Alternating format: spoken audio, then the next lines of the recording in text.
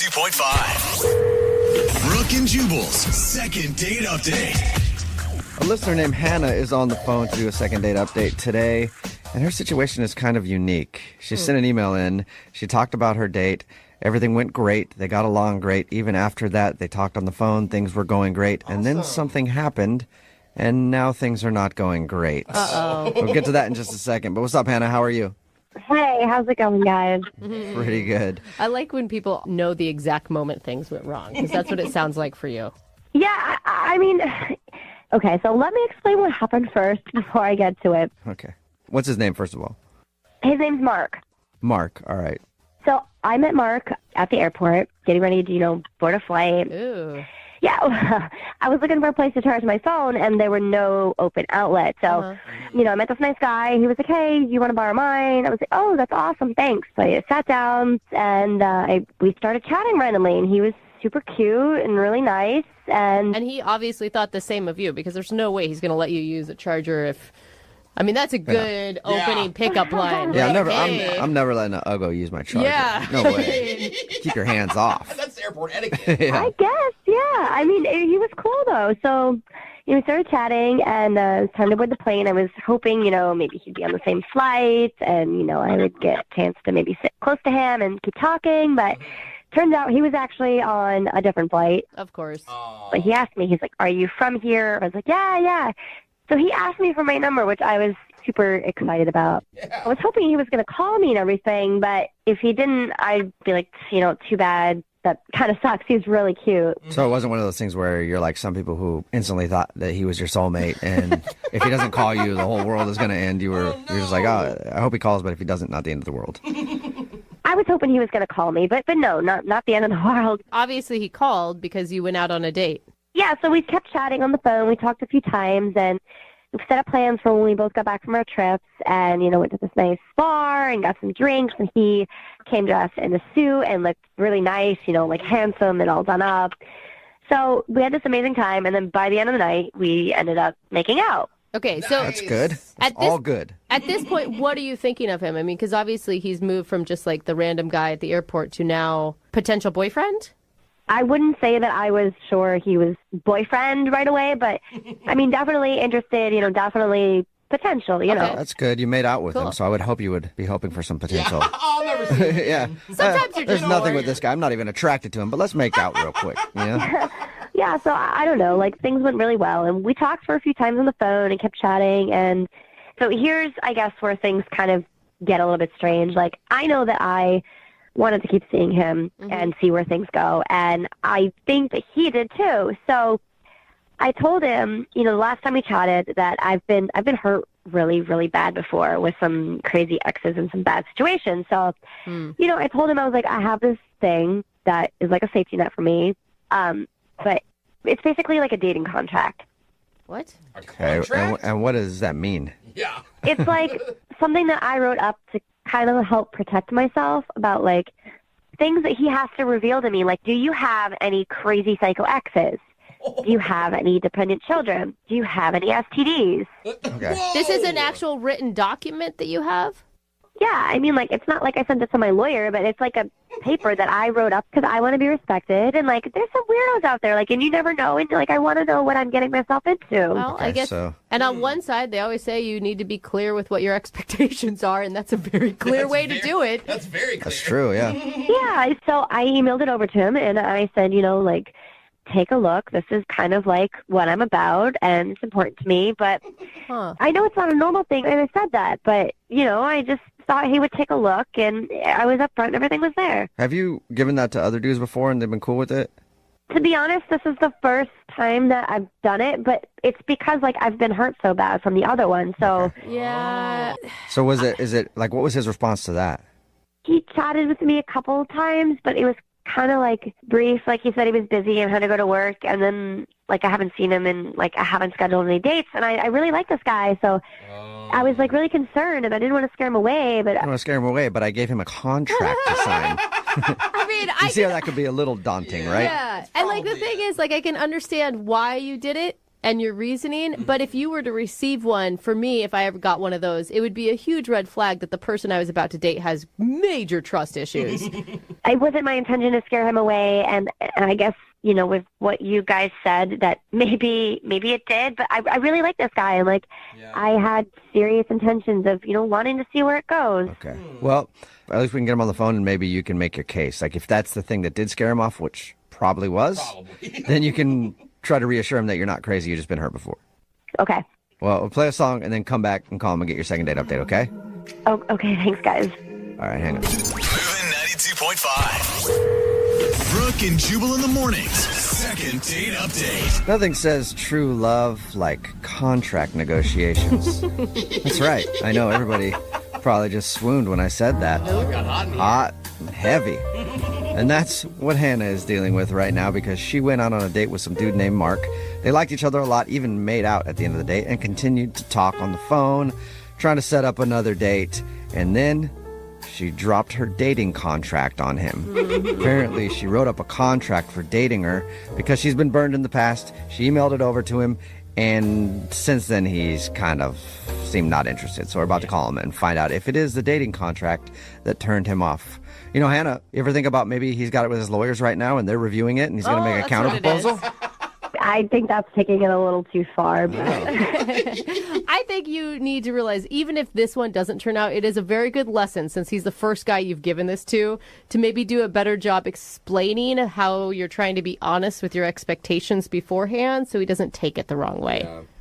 Yeah, I guess, I honestly don't think it's anything past, what I would expect in a relationship. But right.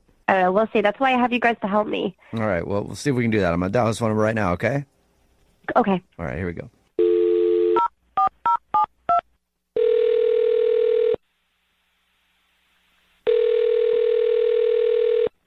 Hello? Hi, can I speak to Mark, please? This is him. Hey, Mark, how are you? This is Jubal from Brooke and Jubal in the morning. Who? Jubal from Brooke and Jubal in the morning. It's a radio program. Showgram on the radio in the morning on the radio show. I don't really listen to the radio. Yeah, don't blame you. Well, it's a radio show called Brooke and Jubal in the morning, and one of our listeners emailed us about you. That's why I'm calling you. Somebody about me? Who is... I don't understand. Good question. Yeah. I'm going to start with the who is first, Who, okay? when, where, why? Hannah emailed us about you. Hannah. Oh. Yeah. Okay. Are Yeah. those good moans or bad moans? I don't know. Yeah, it sounded pleasurable, but Okay, I don't understand what's going on here. I can tell. It's okay. And I'm starting to not understand either, and I've done this like a million times. She emailed us because we do a segment on our show called The Second Date Update. That's where if you go out on a date with somebody and then end up not calling them back, they can email us to get you on the phone and figure out what happened. And she says that you guys have been talking a lot. You met, you had a really cool first date, you made out, and you guys were talking a bunch and things were going great. And then all of a sudden it seems like you're not interested. So she wants to know why. Yeah, I'll bet. Does that laugh mean that she should already know why you're not calling her back? I would think that she would. It's so weird. She was cool. And yeah, we made out at the end, so that was promising, but then we're talking on the phone and she's like, just one little thing. I'm going to send you something. And she sends me this 3-page document of a contract, like a dating contract. 3 pages? Oh, It's a lot. Long. 3 full pages of rules and conditions. Rules and Yeah, conditions. she told us that she sent that to you. I didn't realize that it was 3 pages long, though. Yeah. I thought it was something that just said, hey, my name's Hannah. Please don't hurt me. Sign on the dotted line. Love you. Yeah. Oh, no. It was a whole list of things I had to do, like disclose crazy exes, asking if I had STDs. Hold on. I'm going to pull it up. It's still in my phone. Hold Oh, on. sweet. Okay. Okay, I while want to know you- exactly what's in there. While you pull it up, I feel like you should understand, from her side, she says that she was just trying to be honest and upfront with what her expectations for dating are, because she hasn't been in the past and it hasn't turned out well. I get that. Everybody's been burned. Hold on. Look at this. Okay. STDs, disclose political beliefs. Wow, that's tough. Well, I mean, I guess that's okay if she doesn't want to date somebody who doesn't align with her politically, so you guys aren't arguing about that all the time. Right away. Well, and usually that just happens organically. Like you figure that out. Well, that's the point of dating, right? Like that's probably why you were upset. Yeah, but then it gets into like more behavioral stuff, like you have to text or call once a day to check in. Okay, Okay. now we're getting... That Yeah, seems I a can little- see that would start to throw up some flags for me. That just made me go, ooh. We've got 2 hours notice if you want to cancel a date. Oh my gosh. Wow. It's not a dentist appointment Yeah. or something. Like, come on. Yeah, but you guys are always getting mad at women who we can't tell what you want. You know what she wants. I mean, that is true. You got it there in writing. And if she ever tries to give you crap about something, you can be like, no. I am completely within my contract. here. I canceled the date, but it was before 2 hours. I'm good. You can't get mad about this. This clause It could be nice, specifically. actually. Honestly, if it was just those things, I would probably agree to it, but this list keeps going. But there's worse things in it? Here, how about this?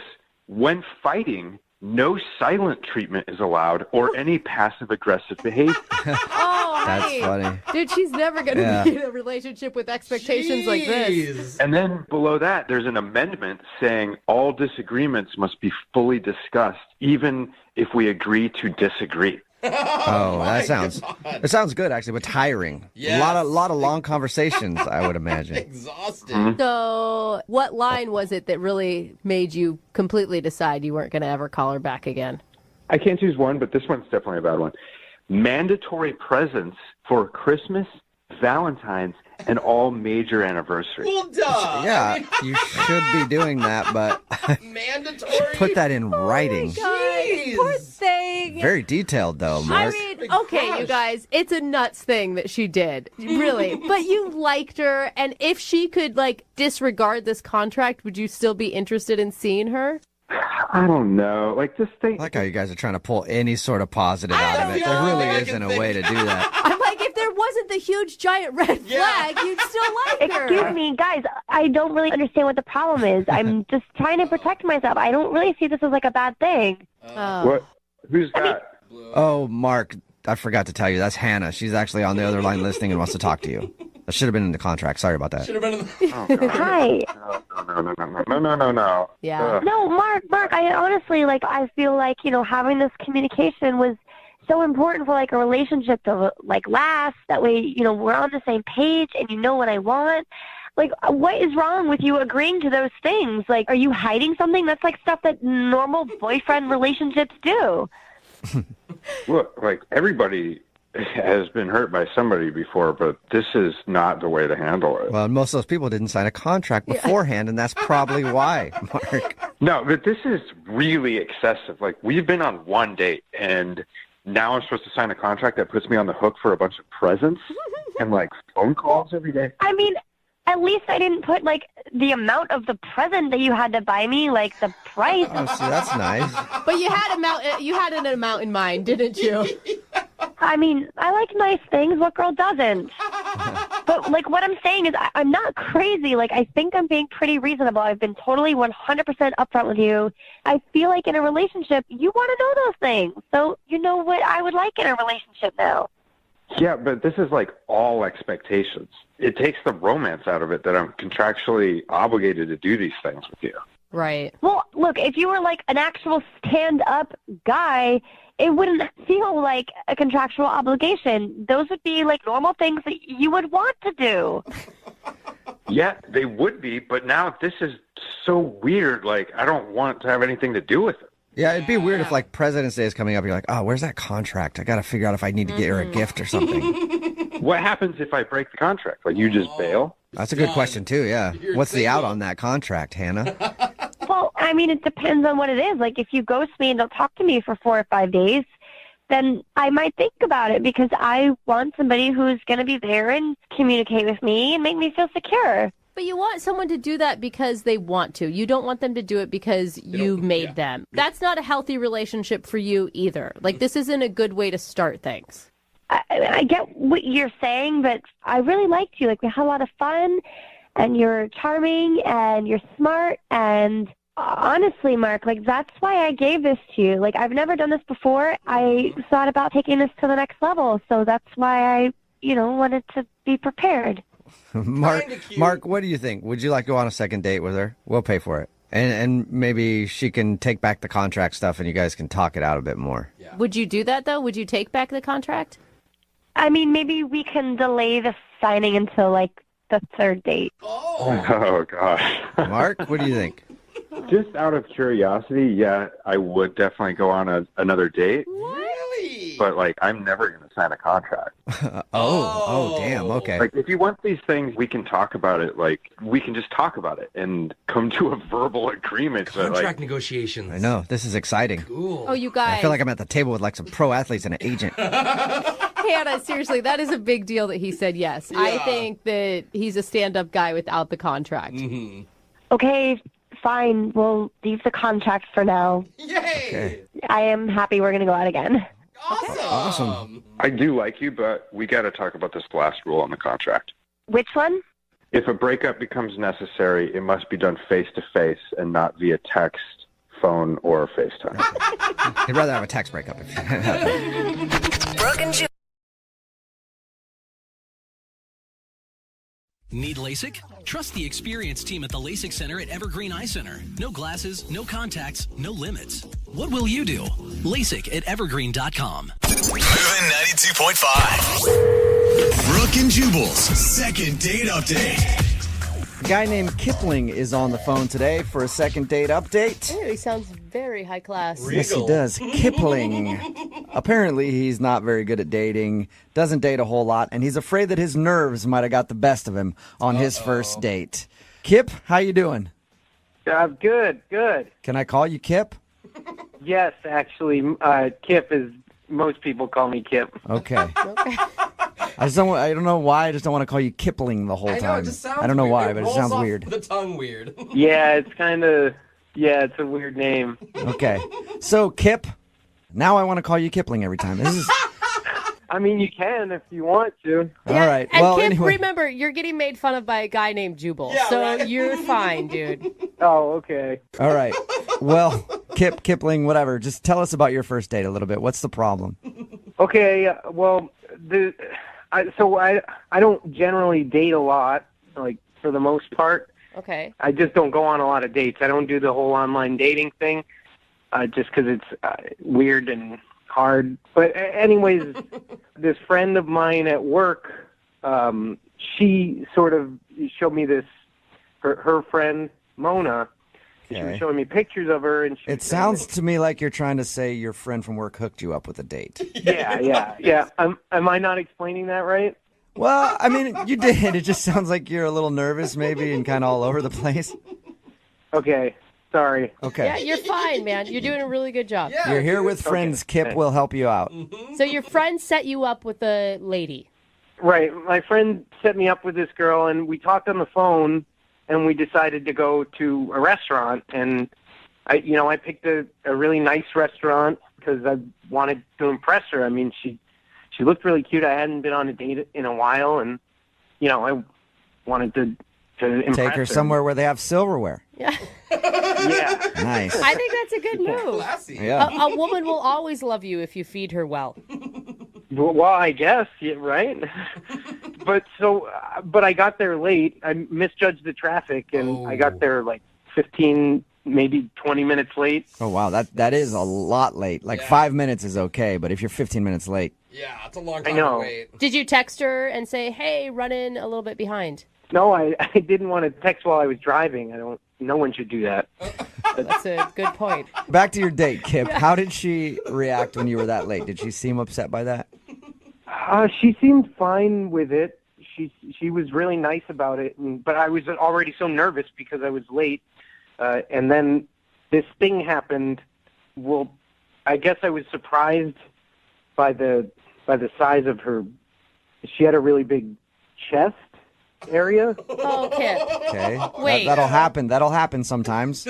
She had boobs, is what you're saying. Big ones. Brooke. Yeah, and I wasn't bothered by it, obviously, but I just sometimes I would catch myself, not talking or looking at her face, and I was just really nervous, and so at one point I feel like I overcompensated, and then I just stared too much at her face.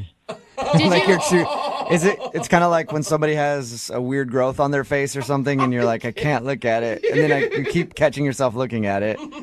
Yeah, but if that was on her chest. Okay. Did she? She had two, I guess. Apparently. Giant growths. Did you actually address the problem, or did you guys not talk about? I'm serious. Like, No. She had big boobs. No. well, I mean, I have not a huge chest, but I have a larger top half, and when somebody's staring, sometimes I'll just ask, hey, up here. Well, if you're asking me if I went online and looked at pictures of you, I haven't. What? No, I don't think she's saying that at all. I think she's saying, did it ever get brought up that you were having trouble paying attention to the conversation because of your date's boobs? Oh. No, I thought that Brooke was asking me if I'd ever seen her chest because it's larger. No. No, she wasn't. But, hey, you can always go to the website after the second date update is done and look if you want. No. Okay. Oh, my gosh, Kip. All right. So did she make any reference to you staring at her chest or not staring at her chest? No, not that I remember. I didn't. I mean, no. Okay. So it was just something that you were self-conscious about on the date. Yeah, and then I was self-conscious that I was self-conscious about it. Yeah. So the whole time, that's all you were thinking about is don't look too long at her boobs. Oh, crap, I looked at her boobs. Oh, my gosh. Yeah. And then I was thinking about looking at her boobs, and it was just... It was It was just downhill for you. Did you hear a word that she said on the date? I mean, I know at one point she was talking about swimming, but I have no idea what that was about or anything. How long did you spend at dinner staring at her breasts?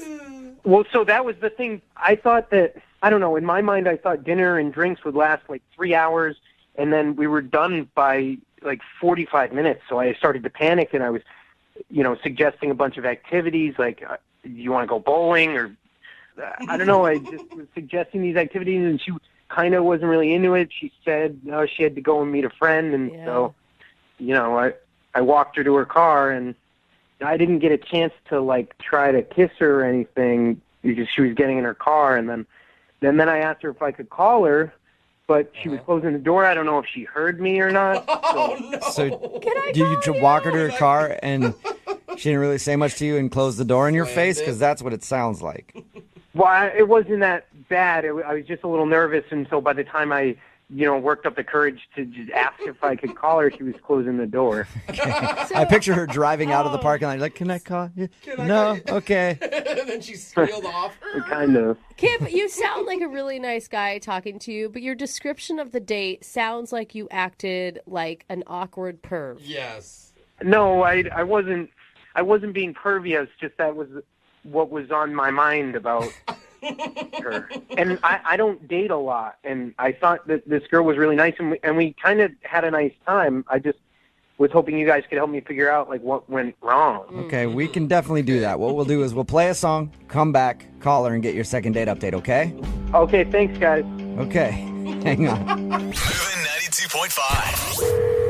Brooke and Jubal in the mornings. Second date update. I can honestly say, out of all the second date updates we've ever done, the hundreds and hundreds and hundreds of second date updates, I've never wanted anybody to get a second date more than my man Kipling, who's on the phone right now to do a second date update. It's the story of an underdog. You might know him as the Kipmeister, the Kipinator, Mr. Kipplesworth.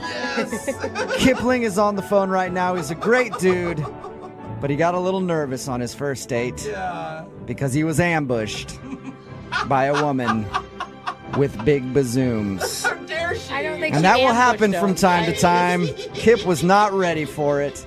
If you were listening to the first part of the second date update, Kip explained that he has not dated very much. He went out with a girl that he met through a coworker, and when he met her at the restaurant, which he was 15 minutes late to, by the way, she actually had a very large chest, and Kip was nervous the whole time and couldn't pay attention. And he barely heard a word she said. She ended the date by just hopping in the car and leaving, and he hasn't spoken to her since. Kipling, are you ready? Yeah. I hope you can work your magic or do your thing, Well, we'll see if we can do our thing here. I'm going to dial the phone over right now, okay? Okay.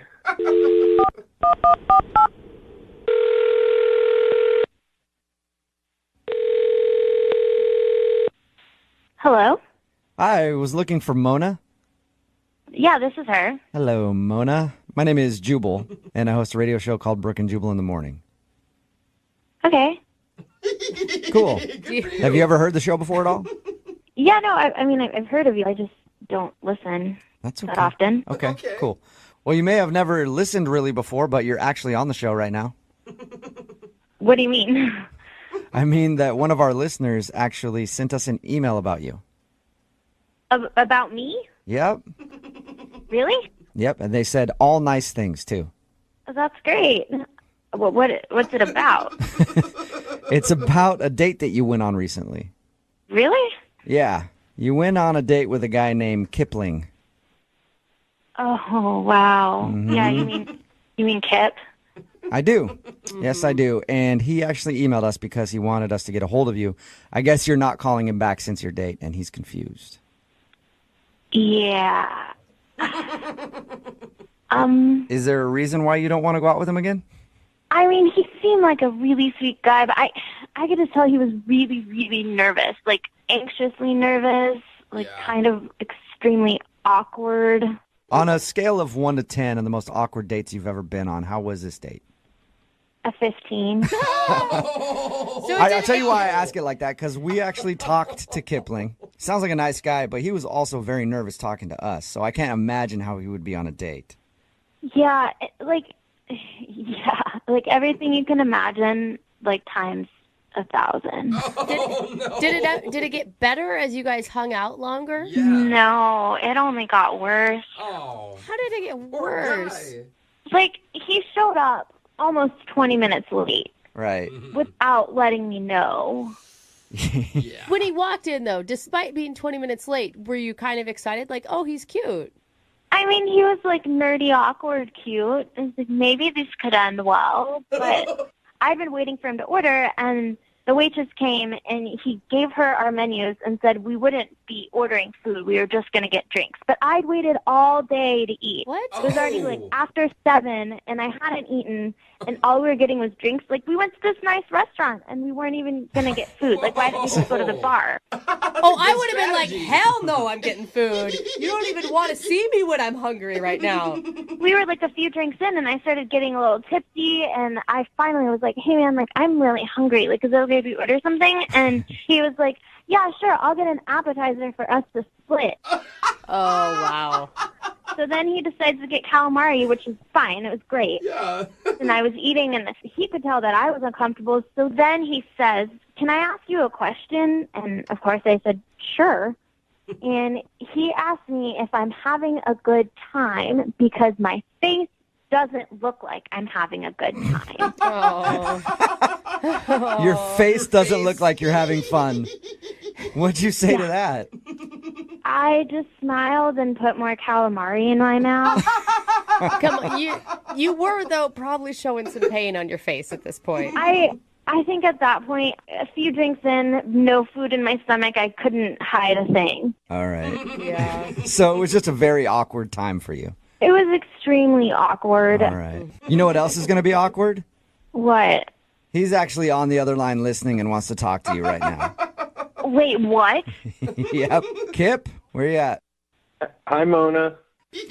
Oh, no. Hi, Kip. Hi. Okay. Kip, why are you doing this? I'm confused. Well, you weren't answering my messages. I Oh. thought I wanted to talk to you and see if you wanted to go on another date. Okay. Kip, did you hear what I said about our first date? Yeah, and but listen, the thing is, okay, so I don't date a lot, and Yeah. I really liked you, and you made me nervous, and I was already really nervous because I was late, and the thing is, I just showed up, and I just wasn't expecting a woman of your nature to be there. Kip, what does that even mean? What did that mean, Kip? No, I just mean you're very beautiful. You know, you're very you have captivating features. Oh. You know. Kip, that's really sweet. Yeah, it is. Yeah, and I just got nervous, and that's why maybe I wasn't the best dater. I was nervous, and I could tell you weren't having a good time, and the reason I didn't order a bunch of food is because I don't know, maybe we were gonna, something was gonna happen. What? Oh, Kip. Wait, what are you talking about, Kip? What was going to happen if you ordered food? I don't know. Maybe you just you don't know what happens if the date goes well, and Oh, gosh. I just didn't want to have anyone to feel awkward about having bad breath or have stuff in their teeth or anything. So wait, You mean were like if you planning- guys are going to kiss or something at the end there? Yeah. Okay. Oh, I thought he was planning a lot more than that. Yeah, Sorry. me Yeah. too, but I'm not really giving Kip that much credit. I was like, damn, son, slow down. No. I just meant kissing. Like, we might kiss if it went well. It's a date. That's how would, Okay. Kip, I get being nervous, like going on dates and stuff, but you probably don't want to ask if they're having a good time because their face doesn't look happy. Kind of a turnoff. I didn't mean like that. I mean, your face is beautiful. Your whole is beautiful. You're beautiful, I didn't mean it like that. I just meant like I could tell like you weren't having a good time and I wanted you to have a good time, Yeah, Kip, but like maybe you could have phrased it a little differently. Yeah. Yeah. Maybe. Look, I was nervous, and I don't date a lot, okay? But, like, listen, I'm a really nice guy, and, I just feel like I could do it right, We could go somewhere and get food, and I don't know. Mona, think about it. Like, he's laying it all out there. Maybe next time, because it's all out in the open, he won't have those same type of nerves. I mean, he's really sweet. And everything he does seems pretty genuine. Well, how about this, Mona? Would you go out with Kip on a second date? I will pay for it. Free second date. Time? What's that? Said we would get food this time. You can get food. I promise. Yes, we could do whatever. We could go bowling or get food or whatever. He's the same way. Kip, you really like bowling, don't you? I just don't date a lot, and that's just the last date I went on. We went bowling, and we had a great time. Oh. You guys don't have to go bowling if you don't want to, Mona. You can do anything. We will pay for it, though. Will you go out with Kipling again? You know what? I guess he does deserve a second chance. Whoa! That almost sounded not painful. What does that mean? You're saying yes?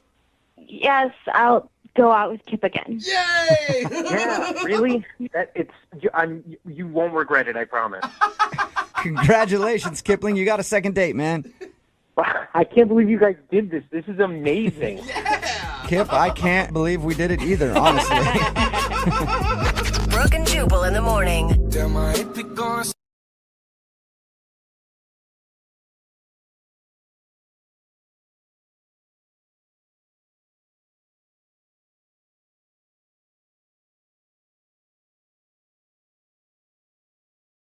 Moving 92.5. Brooke and Jubal's second date update.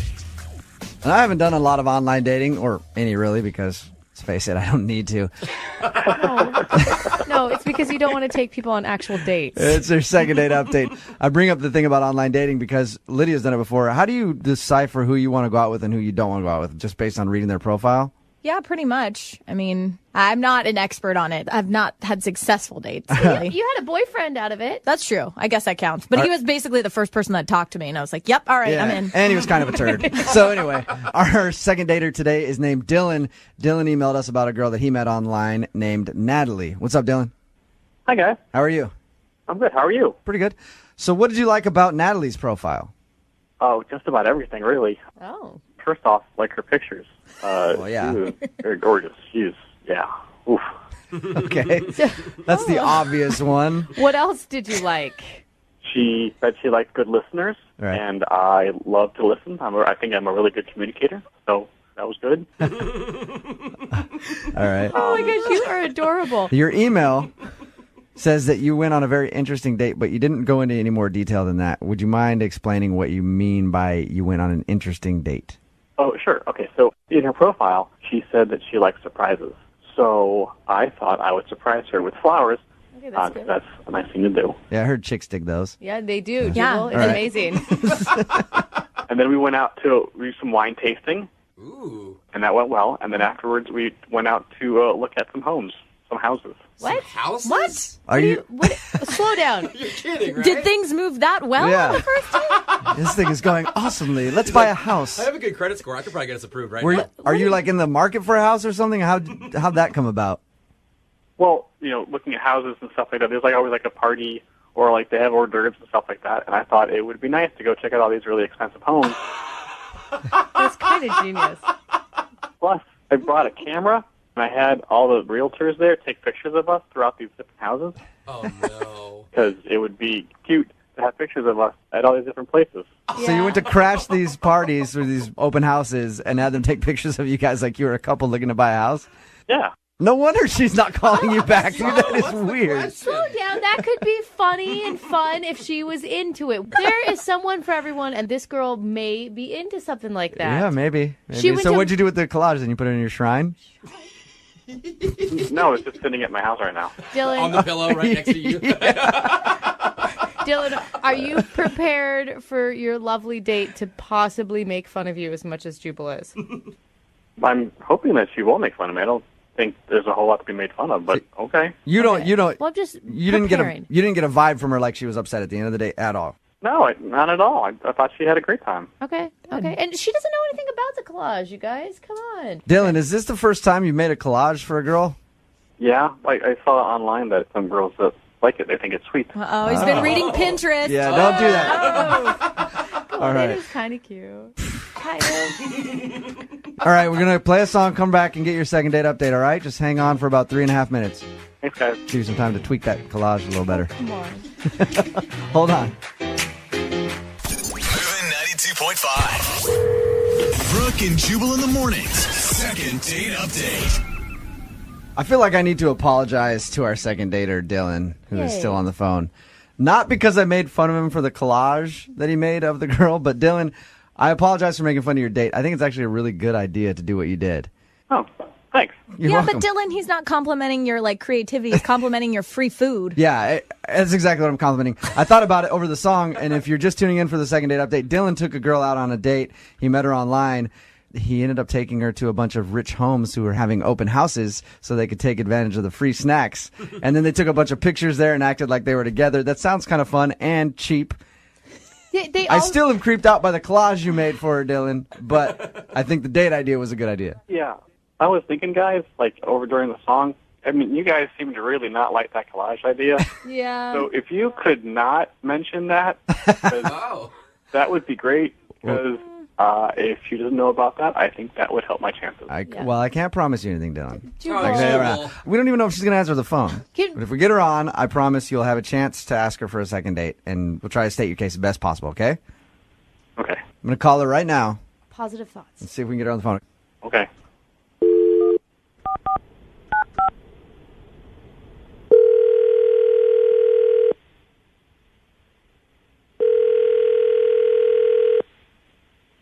Hello? Hi, is Natalie there? This is Natalie. Hey, Natalie, how are you? This is Jubal from Brooke and Jubal in the morning. I'm moving 92.5. This is the radio station? Yep. How are you? I'm good. Why are you guys calling me? No, I just wanted to chat with you for a little while. I like you a lot. Jubal. No, I'm No, calling. seriously, what's going on? I'm calling you because we got an email about you. Okay. You remember Dylan? Mm-hmm. What'd you think of Dylan, first of all? I liked him. He's very sweet. If I had to pick one word, I would say sweet. What did you think about the date that you went on? You know, I have to say it's probably one of the most unique dates that I've ever been on. Did you like the home tours you guys did? I know you went wine tasting and then... Oh, my gosh. So he told you all about the date? Yeah. Well, I thought it was cute. It was a little different, and I thought he put in a lot of effort. Right. I don't know if you guys do any online dating, but a lot of these, it's just kind of like you go for a drink, you might have a bite to eat, and then it's like, okay, are we going to hook up or are we not going to hook up? Right. Type of thing. And I didn't get that vibe from him, which I thought was actually, he was very chivalrous, you know? I thought that was nice that he did all that extra stuff. Well, Natalie, if you liked him, why aren't you calling him back?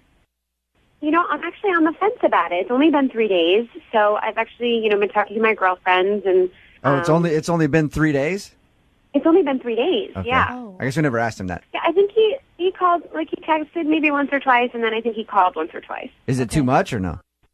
A little bit, but not bad. But you said you're on the fence. What is stopping you from returning his call? There's something about him that may be a little bit meek. I tend to kind of go for a little bit more of a bad boy, and he's a little reserved. And Natalie, what if I get you to talk to Dylan right now? well, what do you mean? Dylan, say what's up to Natalie. Hi, Natalie. Hi. Oh, this is so embarrassing. That was a little rough to hear, but besides all that, I thought we had something a little special, and I would really like to go out again with you. So we could not plan something. We could kind of go off the cuff, I like if that it, is Dylan. more your style. Dylan? This right now, you're being too sweet. Natalie, you know how sweet he is? How sweet. After you guys went to look at all those open houses and took those pictures, Dylan went home and made a collage out of the pictures. He put them all together and with Elmer's glue and lots of love, I'm sure. What? Dude, why did you say Wait, that? time out. Did you just say the word collage? Yeah, he made a collage of all the pictures that you guys took at the open house. Are you serious? Yep. So you went and you got the pictures developed, you brought them home, and then you cut them up and put them on a piece of paper with glue? Yeah. It was an afternoon project, but see now how wrong that was. Okay, I don't know if I can handle that. That's a little over the top, Dylan. It was an afternoon project, though, Natalie. Come on, leave it alone. Some people garden, some people make collages of people they like. You know what I mean? See, I don't know if I'm supposed to, if you're, my soulmate or if you're, some creepy guy right now. That's just, I don't know. Okay. Well, I see now that it was wrong. That you're right. That's a step or two, maybe three over, what is considered normal. So, not a thing. I am going to burn it. I'm going to throw it away. So I'm going to keep a couple pictures though, because some of them are actually pretty nice. That's weird. Yeah, that is. And I believe this was a good learning experience, and I will not do that again. Well, Natalie, we'll pay for you guys to go on a second date if you'll go out with Dylan again. Dylan, you're too sweet for me to refuse you. You're very, very sweet. You just gotta beef it up a bit. Okay. Something to work for. There it is. I can go over and do that. Dylan, can we at least hear an attempt at you being a spontaneous or a little bit of a bad boy right now? Spontaneous? Can I get a minute to think about it? No. How about in your sexiest voice, Dylan, you tell Natalie how hot you think she is. I mean, it's a little. Honestly, it's a little overwhelming. She's very, very pretty. Wow. Sexy. Wow. Sounded like Barack Obama sexy talking right there. Okay, all right. Save the sexy voice for the second date, okay? Okay, sorry. They put me on the spot there a little bit, and that's not. Oh my God. I gotta work towards it. Dylan, you got it, man. I'm not worried about you one bit. I know it's in there. I know there's a tiger deep inside you ready to escape. I hope so. Brooke and Jubal in the morning.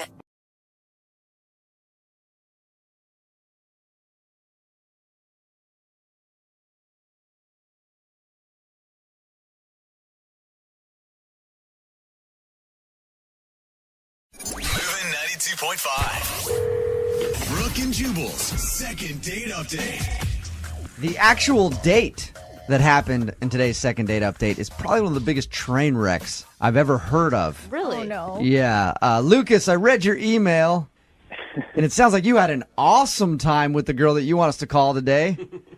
Yeah, it wasn't. It definitely wasn't ideal. Oh, no. Explain to everybody what not ideal is. Was it the first part where the tears happened, or the rest of it where the funeral happened? No, stop. No, Stop. it wasn't a funeral. It was a cemetery. Oh, my bad. So, That's not better. Tell everybody about your date. First of all, how'd you meet this girl?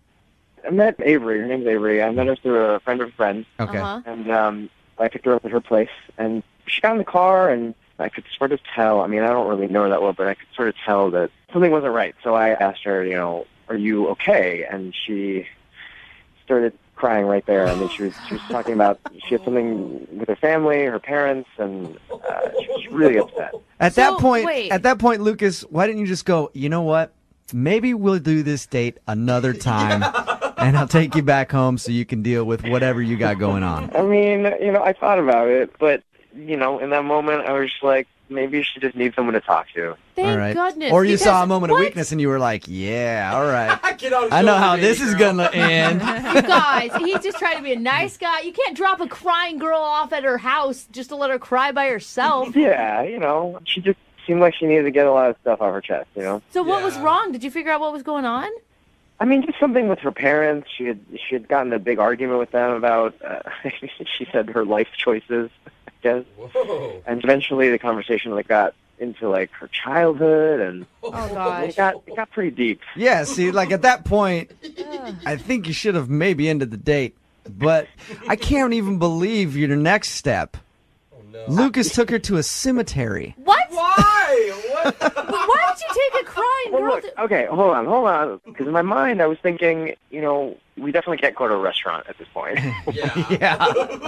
I mean, she was full on ugly crying kind of. Yeah. The circumstance.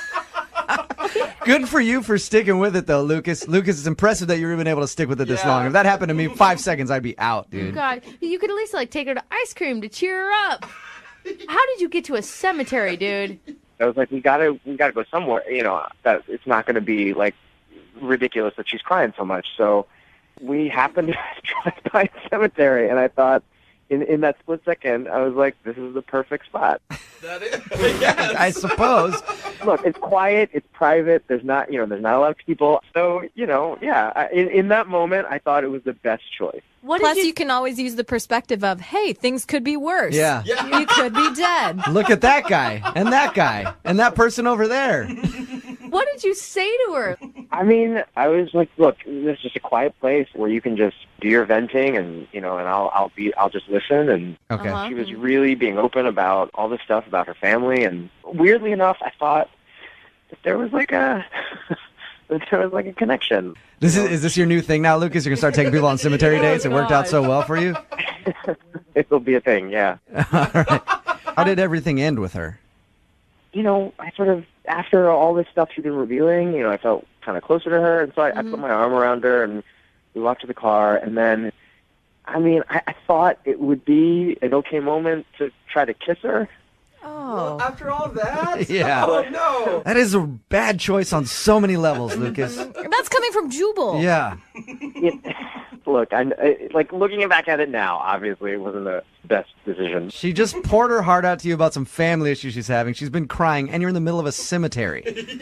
Not the best time to make a move. She had calmed down a little bit, and like I said, the things that she had been telling me, I feel like we had gotten close in a couple hours that she'd been, telling me all this stuff, I think I would have kissed him if I was the girl in that moment. I mean, really? Yeah, you feel super connected to someone like that. I think it's called vulnerable. Yeah. Vulnerable. Yeah, and you're vulnerable, and you have everything opened up to him. She definitely wasn't having it. She definitely there we pulled back, and I did not. It was not a smart move on my part.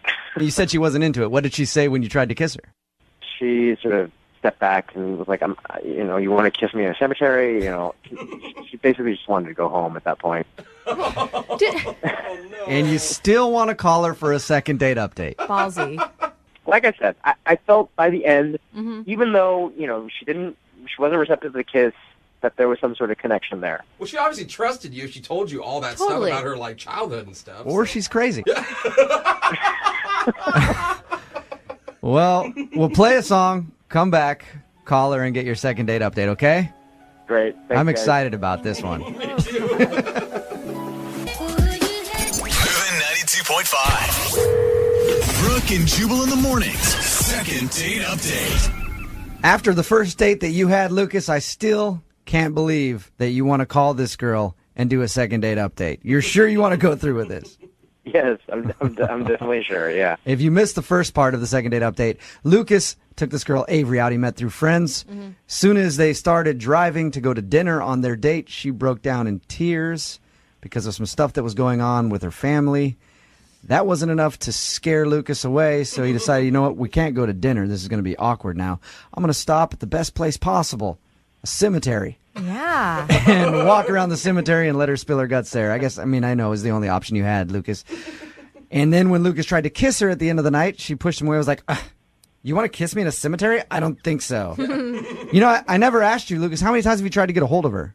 It's been a week now. The text I sent, she just hasn't responded back to at all. Just nothing? She hasn't, apologized profusely and said, oh, my God, I came across as a crazy nut job. Let's do this again. No, I haven't heard from her at all. And honestly, you still find her super attractive. I do, yes. I do. Okay. Sometimes crazy can be hot. I'm not going to lie. Seriously, though. All right. All right, Lucas. Well, we're going to give her a call right now, see if we can get her on the phone, okay? All right, great.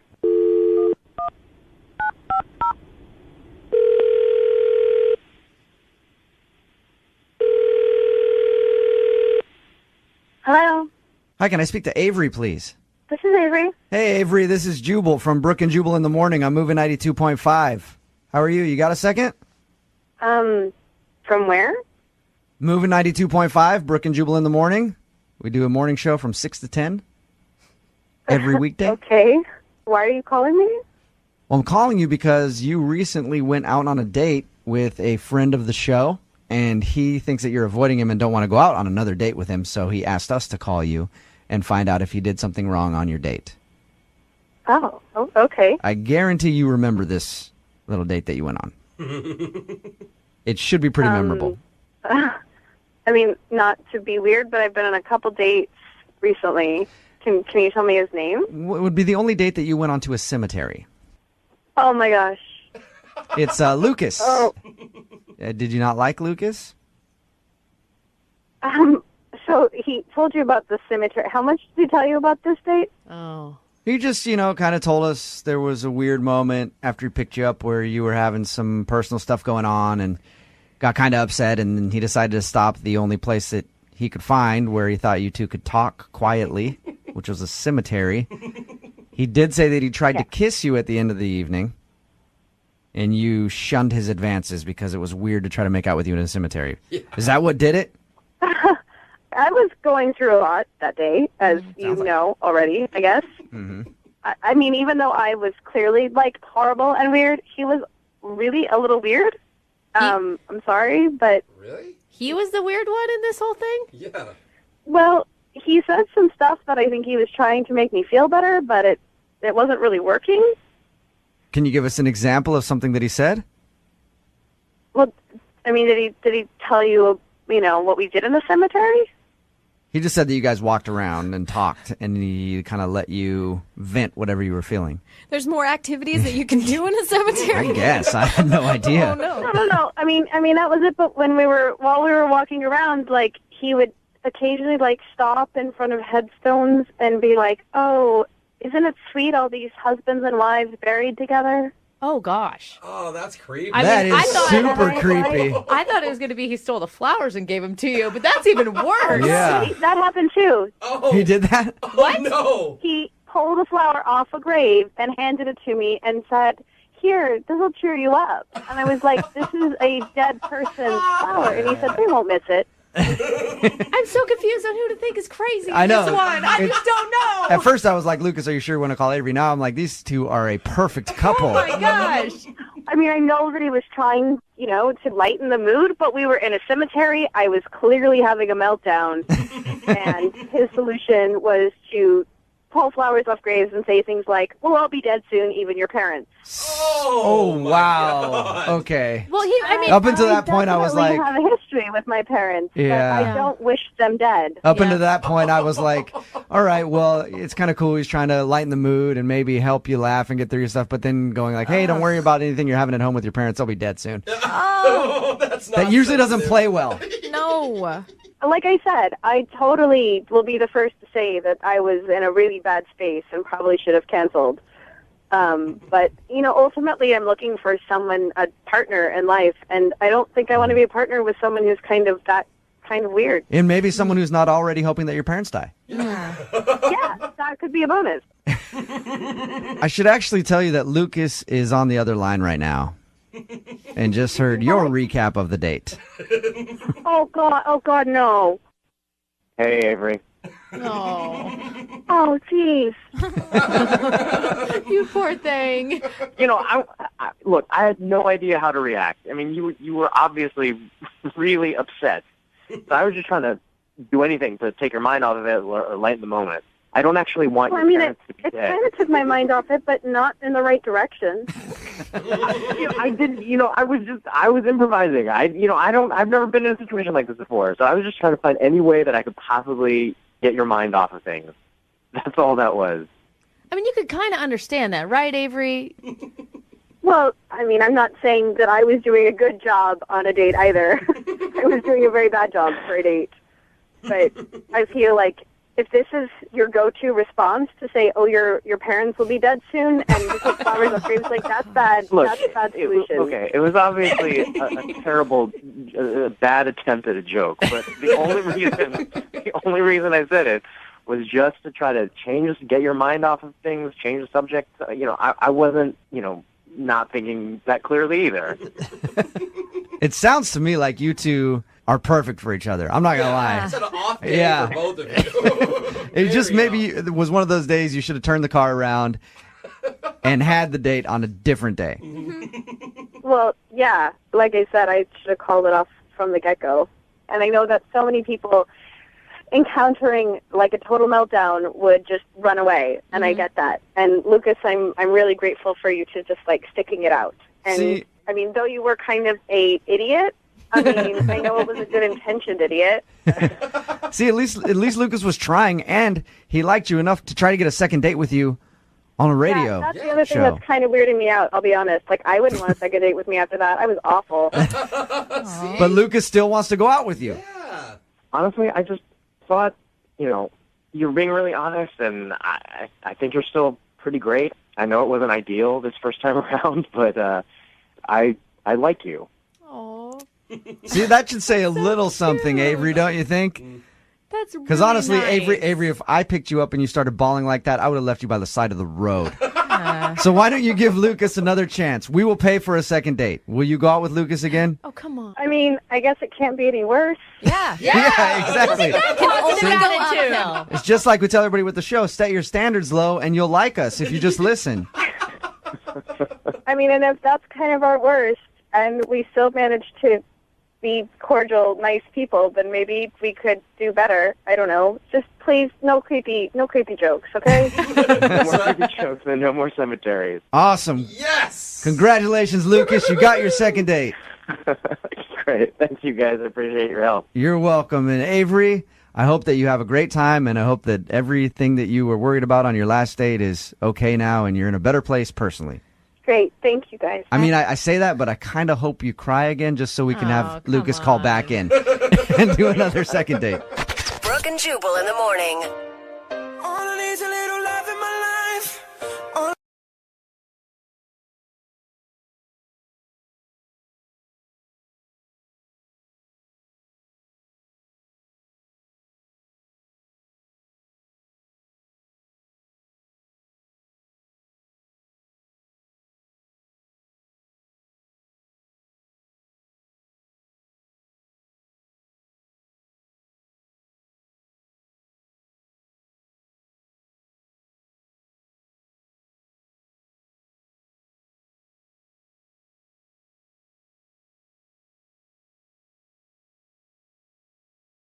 Moving 92.5. Brooke and Jubal's second date update. I think the best way to make a first impression on a first date is to show her your rage issues right away. You know what I mean? Just rage on the first date the whole time. Usually ladies like that a lot. Yeah. Like anger to turn us on. Yeah, they do. Oh, they love it. That's why Adam is on the phone right now. He emailed us about a date that he had that he feels didn't go so great because he was a little angry when he showed up to his date. Oh, no. Adam, how are you? Hey, guys. How are you? I'm good. Hey, Matt, first of all, I will say I read your email, and the issue that you had in getting to your date and the way you acted on your date, I can't blame you. I think I would have acted the same way. I've been in this situation a lot. But go ahead and tell everybody about how you met the girl that you want us to call today. So her name was Ren.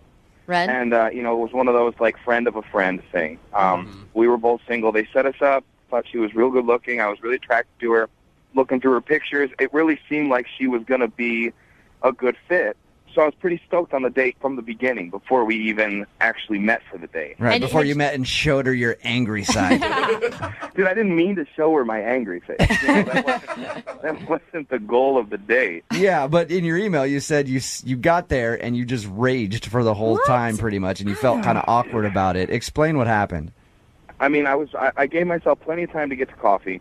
Mm-hmm. Last thing I want to do on a first date is show up late. And all of a sudden, like out of nowhere, this ass turns into the lane in front of me and starts going like 20 miles per hour. And I wasn't running late, but this guy, I felt like he was messing with me because I'm just sitting there. And I'm beeping and I'm honking and I'm trying to be nice first. And then I just lose it. I flip a switch and I start going crazy on this guy. And he's just such a ass because I'm just trying to get somewhere. Adam, you are see, still you're angry. already raging with us. We're just trying to ask you. He was an ass guy. Okay, hey, dude, Adam, you're talking to the king of road rage right here. Yeah. I'm constantly pissed off in my car, so I understand. You're still shaking. So, you were angry about this dude. Yeah, well, of course I was angry. Yeah, but this guy who pulls in front of me makes me 10 minutes late, and that pissed me off. And I tried to let it go, and I guess it was just nervous energy. I just kind of wouldn't shut up, and I just talked nonstop pretty much the whole date. Were you talking about this guy the whole time? Pretty much. Do you have anger issues normally? Are you an angry guy? I tend to think I'm pretty even-keeled guy, but you sound like it.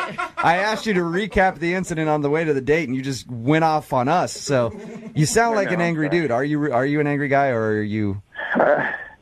I'm not normally, really an angry guy. Mm-hmm. I think it was just the nervous energy of going to the date, and I think that the mix of both of those things, I just kind of, had a tough time. Did you explain to her that you were upset at a guy that you... I did. I think it just came off angry. Yeah, I can see how that happened. Did she comment about your anger? Did she say, like, whoa, you're still pretty upset about this? Not really. I mean, she was pretty quiet about it. She was really quiet. Probably quiet because she was scared for her life. People get that way. That's where I felt real bad with. I just kind of just talked nonstop for 45 minutes. Oof. Did she get a word in edgewise? I mean, not much. All right, really. So you talked at her the whole time. Well, I mean, at the end, I said to her, I asked her about going out on another date, and I apologized to her, and I said that, I'm not normally like this and all this stuff, and we slapped five. Oh, no. You high-fived at the end of the day? Oh, Adam. Well, I wasn't going to kiss her. I was, like, sweating from being so nervous and pissed off. What kind of five are we talking about here? Like on the side, down low, high five? Up high. Up high, all right. So you gave her a high five to say goodbye. Oh, she probably didn't want to do a fist pound because she thought you might break her Yeah, hand. seriously. Did you ask to see her We again? did interlock fingers, though, guys. Oh, nice. That's almost a handhold. You almost held her hand on the first date. Did you ask to see her again? Well, yeah, we talked about it, and I mentioned I'd throw her a text, and I texted her a few times, and I haven't really heard back. So I'm kind of curious. I know it didn't go great, but I thought it ended good. After you apologized to her, did she say, oh, I totally understand, I've been there before, or? Not so much. And so she seemed upset. Yeah, I mean, I told her. I said I told her that, my energy level was off, and I was really nervous for the date as it was. And then this happened, and it just totally threw me. And I feel horrible about it, and I told her that, and she seemed receptive to it. Yeah. But this whole situation, it didn't go well, and I really want a second chance because I think her and I could really do well together, and I think that even with my anger issues, the little bit of road rage and stuff, I feel like a girl like her could really calm me down. Okay. Oh, that's kind of sweet. All right, well, we'll play a song, come back, call her, and get your second date update, okay? Great, thank you, guys. All right, try not to freak out. Hang on. Moving 92.5. Brooke and Jubal in the mornings. Second date update. Adam is on the phone with us. He wants us to call a girl named Rin today for his second date update. They went out, met for coffee. He was 10 minutes late and ended up being very frustrated from a road rage incident that made him late. Feels like he just vented about the thing the whole time and was just angry and didn't even let her get a word in edgewise while they had their coffee date. Adam, you about ready to give her a call? I'm ready, man. All right, I was thinking about this. Most girls, when they list the traits that they like in a potential mate, they usually say something like, I like a guy who's sensitive, a guy who's caring, good job, very responsible. They usually don't list potential homicidal maniac as a good quality. So that's probably why she's not calling you back. I mean, if you went on a first date with somebody and they showed up a little late, first of all, that's one strike against you, and then proceeded to just be angry the whole time, I doubt you'd be so willing to call him back, too. I mean, I think that's kind of the issue, and that's why I'm trying to make it work with her again, because I really do feel like I had a bad representation. You want a do-over. Yeah, I just want to try one more time. You know, I want to kind of show Ren the Adam that I really am. Okay. And you think this call is going to do it for you? You've got a level head on you right now. Yeah, I feel like I'm pretty zen right now. Just don't make him wait any longer for the phone call. Don't make him late for the second date Can we update. just get this going so I don't get pissed off about it? Okay. All right, I'm going to call it right now, man. Here we go.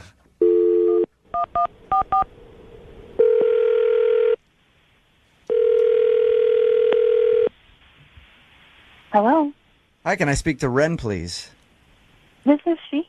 Hey, Ren, how are you? This is Jubal from Brooke and Jubal in the Morning, the radio program. I'm sorry, I think you have the wrong number. No, I'm pretty sure I have the right number, Ren. There's not a whole lot of Rens, and I was given your number by a guy named Adam to call you today. What? Yeah.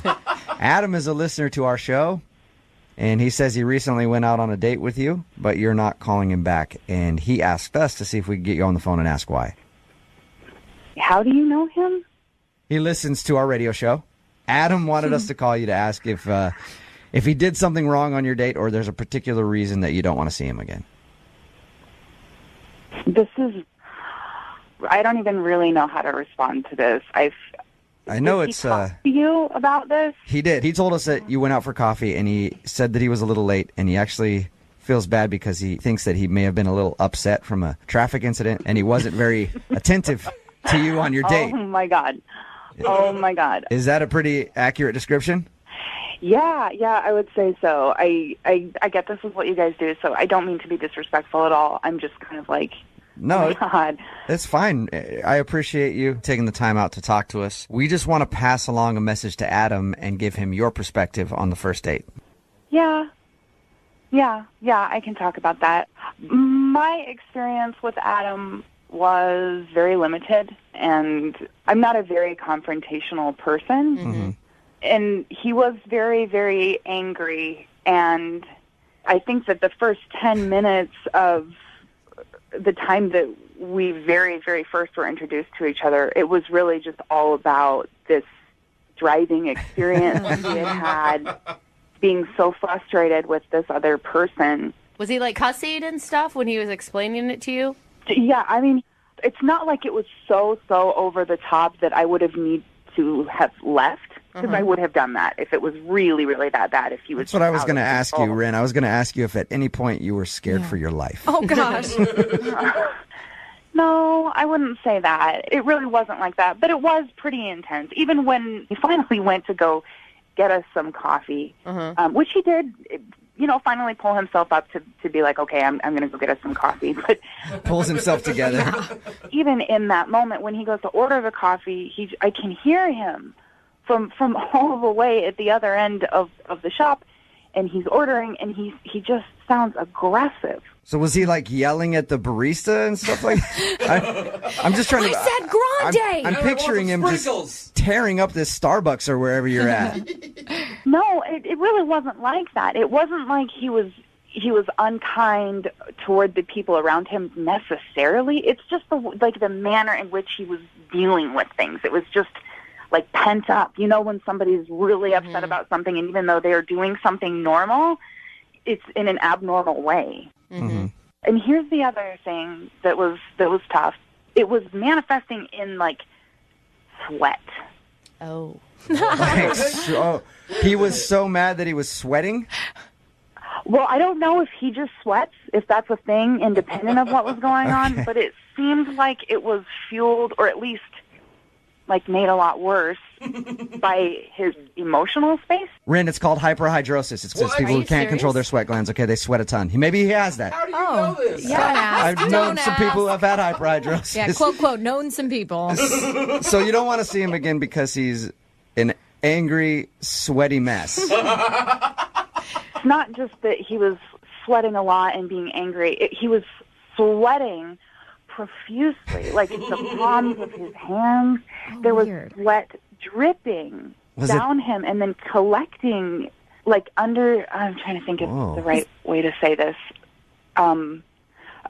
Like, man boobs, you know? Oh. Is Adam taking steroids? Oh, gosh. He sweated out his whole shirt? Like dark, just covered in sweat. Oh, man. It stains, boob stains? Yeah, that's bad. If he's pitting out a little bit, that's kind of like, whoa, man, you sweat a lot. But if he actually, his whole shirt was sweated out? I don't think that's being... That's what I was concerned about, because I know that when I'm upset, like, I'll sweat a little bit, and that's normal, but it was, whoa, it was so much. I'd be curious to find out if it's an issue or if it's just his anger that makes him sweat like that. Aren't you curious to at least know? Honestly, maybe he's a really great person that just had a really bad day, but I just don't want to deal with it. Okay. I really don't. That's cool. Thank you for giving us an answer. I appreciate it. But I really need to find out about this sweat, and that's why I'm glad you're still on the phone, because Adam is also on the phone and heard everything you just said. Oh, my God. Are you kidding me? No, I'm not. I'm sorry. Hi, Ren. Oh, my God. First of all, I'm really, really sorry. Look, this is really, I'm sorry, and then I'm also, like, annoyed to be put in this situation. But I am sorry if you heard things that I said that are unflattering. Oh, my God. You don't need to feel bad, Ren. Pretty much everything you said is true. Oh, no. I mean, I can kind of explain the sweating thing, the anger stuff. The sweating thing, let's start with that. Point one. So, I mean, I threw a hoodie and a coat on, and it ended up not being as cold out as I anticipated. By the time I was all pissed off at this guy in front of me, I started sweating in the car because I was blasting the heat, and I was so pissed off I wasn't thinking about it. The coffee shop had the heat on. I, couldn't stop sweating, and I knew I was, and I know that my man boobs were sweating. Yeah, and that was a crappy thing for me to say about man boobs. That was rude. I'm sorry. That was just the first. No, it was I just don't the easiest. care. That's what I think I want you to hear. It's like, I'm not that angry guy. I know I was sweaty. I know I was hot as and I thought if I didn't pay attention to it, you wouldn't mention it. Like, I was so lost in that date, and, I didn't know what to do, and I went home and showered right away. I was I was looking in the mirror, and I literally was mortified by myself because I was really excited about this date, and I never tell friends about going out with anybody, but for some reason I was kind of stoked on you, and I just crashed and burned, and I kind of do that a lot in life, and I just want you to know that I really am sorry. And as far as you and I are concerned, I'd love one more shot, just one more chance to maybe sweat it out with you and sweat it out. Hey, Ren, would you like to go out with Adam again? I will pay for a second date. We can send you guys to a spin class or something where sweat is supposed to be there.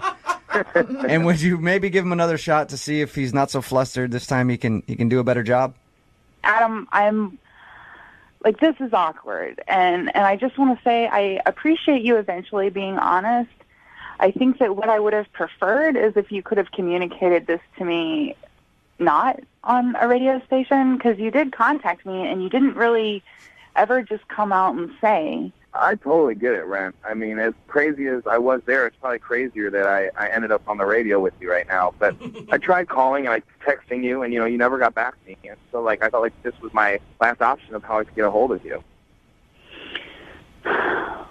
Ren, will you do it? Will you go out with him one more time? Come on, Ren. We've never had anyone be so sincere. Will you drive, please? Just so we're And he's funny. All right. Okay. All right. Yeah. One more day. Nice. All right. Ren, thank you for your time. Adam, congratulations. You got your second date, man. Thank you, guys. Ren, this is going to be great. I promise you. I'll see you soon. Adam, 2 words before your next date, all right? Gold bond. Okay? Brooke and Jubal in the morning.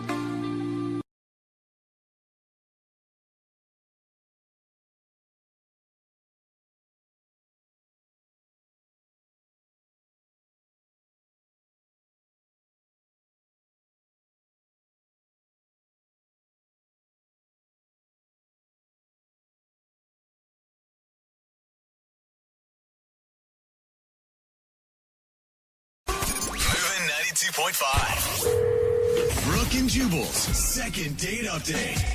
I'll admit I've been drunk on a few dates in my time. A few? And it's always fun when you get really hammered and you like try to pick a fight with the waiter because you think he looked at you funny and they're kicking you out. You're like, I'm not that drunk! You can't kick me out of this place! That sounds fun. It's kind of what happened to Bethany, who's on the phone with us right now. She got hammered on her first date. Bethany. Isn't that right, Bethany? No, I did not get drunk. That's the whole point. Yeah, right. I was reading your email. It sounds like you got wasted. Stop. I did not get drunk. Yeah, right. But you sound drunk right now, Bethany. I'm not going to lie. No, I'm just a happy person. All right. Well, we'll talk to you a little bit about your date. First of all, who's the guy that you want us to call today? His name is Robert. Robert. Okay. And what did Robert think about you getting absolutely faced? I did not get drunk, okay? All right. We went wine tasting, and I mean, yes, I did swallow a couple of sips of wine. Thank you for finishing that sentence. Right. Well, your email said that you think he might have thought you were drunk, and that's why he's not calling you back. Yeah, because I got this, like, rampant case of the hiccups, and I could not get rid of them. I was trying to hold my breath, and I kept hiccuping, and I started laughing. That sucks whenever you, even if you're drinking or not, just when you can't get rid of the hiccups. And that would be embarrassing on a first date. Yeah. I mean, and we were in this, like, quiet room with a bunch of people, learning about these wines. And Oh, yeah. I didn't even think about the fact that you were wine tasting. So you got a bunch of snooty, I can taste, this one tastes very nutty. Meanwhile, you're in the corner hiccuping, throwing down glasses of wine, looking like the drunk in the room. And I, like I said, I was giggling because, like, once you have that giggle bug and you cannot shake it, and then you're hiccuping on top of it, I was just, like, a crazy person. Was he laughing with you, though? Because, I mean, it sounds like a funny situation. At first, he was like, oh, my God, I can't believe, you have the hiccups, and, like, it was kind of a silly thing, but they would not go away. And I think that by the end of it, he thought that I was, like, really drunk. I mean, if you had seen, like, these sips of wine, like, there's no way, even if I had drank all of them, that I would have been that wasted. Up until the point when your hiccups started, how was everything going? Great. I mean, he was just such a gentleman and very sweet. He's, like, exactly my type. All right, what else happened on the date? The crazy thing is, the whole time I had these hiccups, and then we were asked to leave. What? No way. Yeah, like, the instructor was like, I'm sorry, because, you can't, like, be obnoxious and drunk, but I wasn't. Are you lying to us about the drunk part? Are you sure you weren't wasted? No, I wasn't wasted. No, not at all. So they kicked you out of the wine tasting thinking that you were hammered. When he actually said, I'm going to have to ask you to leave, it was the most humiliating thing. I mean, there have been times in my life where, like, I have been tipsy and I have been a little wild. I have never gotten asked to leave. That's the worst part. When you get kicked out of somewhere and you're not drunk. I've been kicked out of a place because they're like, hey, you were grabbing girls on the butt. And I was like, no, I actually wasn't. For once in my life, I wasn't doing that. I was like, if you want to send me back in there, I will grab somebody on the butt so you can kick me out. It's worse when you haven't actually done something wrong and they kick you out. Yeah, and I was trying to reason with the guy almost like, don't you see how this is, like, the most ridiculous situation? But he was just, like, very serious. Like, I take cheese and wine very seriously. So they kicked you out of the wine tasting thinking that you were hammered. And what did he do after that?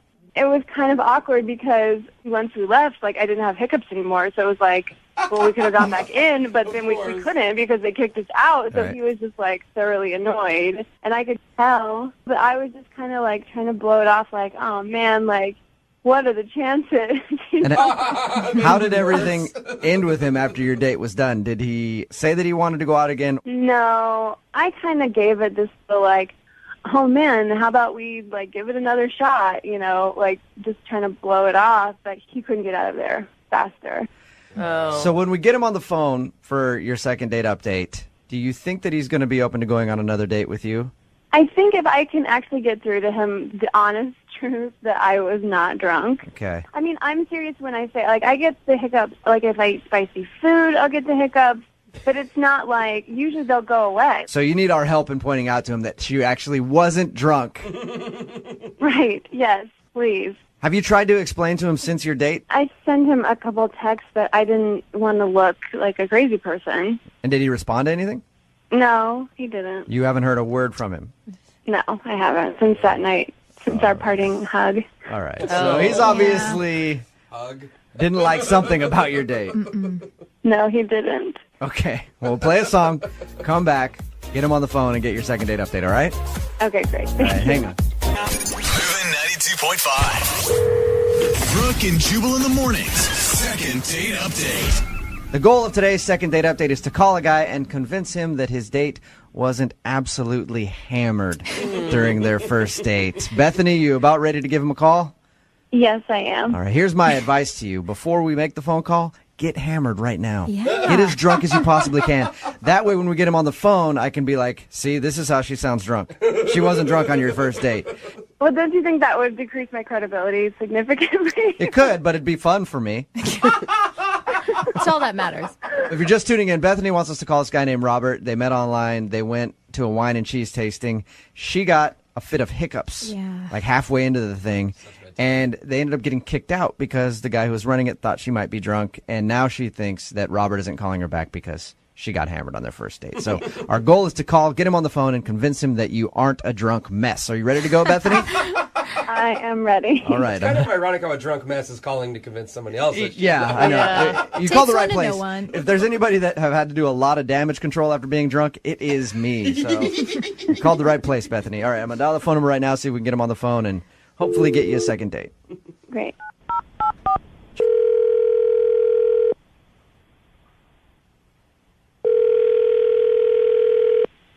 Hello? Hi, can I speak to Robert, please? Yeah, this is Robert. Hey, Robert, how you doing? This is Jubal from Brooke and Jubal in the Morning. Sorry, from where? Brooke and Jubal in the Morning? The radio show? You are obviously a big-time listener, I can tell. He's a fan. Yeah. Yeah, no, not at all, are you, Robert? Robert, we do a radio show in the morning from 6 to 10 every morning, Moving 92.5, and we recently got an email about you from one of our listeners. All right. Her name is Bethany. She told us about your date and also told us that you haven't been returning any of her phone calls after your date. So we said, hey, why not let us call Robert, see if we can get him on the phone and find out if you did something wrong. Okay. That's weird. I know it's kind of weird. Bethany did tell us that she thinks you might have thought that she was hammered. She told us about the hiccups, said that she got like a fit of laughter because of the hiccups, and then told us that you guys got kicked out of the wine tasting class because they thought she was drunk. Is that why you're not calling her back? I mean, she was definitely tipsy. There's no question about that. Mm-hmm. You know, none of that was good, but, you know, in between the jugs of wine she was drinking, she leaned over to me and said, the instructor reminds me of my ex-boyfriend. Oh. No. All right. That's Talking never about your cool, ex dude. during a first date. Talking about your ex during any date kind of sucks. Yeah. That's understandable, It kind Robert. of sucked, but the weird part was the instructor was like 65 years old. Really? That is kind of a funny thing. I know. Yeah, you're like, what? Are you dating a 65-year-old? What did? How does that guy remind her of her ex? I didn't know if I should even ask, you know, or even get into it, but this guy was wearing bifocals. He had a receding hairline. You're like, so. I said, what makes this guy remind you of your ex-boyfriend? And, I mean, this guy had a receding hairline, a pot belly, he wore bifocals, and... Did she? You think she had like beer goggles on, and she's like, that guy is hot. That Ben Franklin one. Yeah. I don't know. I didn't even know if I should even get into it any further, but she said my ex-boyfriend was 65. She dated a 65-year-old? Yeah. Wow. Yeah. She left that out of her story, Robert. Yeah. How old is Bethany? Because Bethany sounds like she's a lot younger than 65. I think she's 28 or something. Jeez. But the same vein, I mean, you got to, like, how are you judging somebody based on their ex? I get, like, bringing them up, but how does that affect you? Well, it made me wonder, why is she on a date with me when she's had relationships with guys twice my age? Yeah. Robert, why don't we ask her that? Because she's actually on the line listening. Oh my God, you really, like, that was why you didn't call me back? Was because you thought my ex-boyfriend was too old for me? I mean, Yeah, that was ridiculous. the turning point for me. But it has nothing to do with you. I mean, I was there with you. Obviously, like, I'm not dating that person anymore, and we were having a good time before we got kicked out of the thing. You're 28. I just didn't understand why you would even date someone twice your age. Just really weirded me out. Well, it just happened. It wasn't like I set out to start dating older men. He was like a friend of the family, kind of. Oh, that's worse. So, like, Harrison Ford is, like, handsome, no matter how old he is. I didn't ask you about any of your exes because it didn't matter to me. Yeah, and Robert, don't you have some crazy, stupid people that you've dated in your past that I'm sure if she found out about, she could judge you for? I suppose, but they certainly were in my age range. So. Yeah, none of them were about to collect Social Security. I mean, also, Bethany, you got to think you offered up that information. He wasn't necessarily asking. Well, I guess I did. But it was just like a funny thing. Like, I was already laughing. I was already like... Totally. It was kind of like the instructor was like getting mad at us and like looking like over his glasses at me. And I was like, kind of like that, ooh, he reminds me of my ex. Oh, my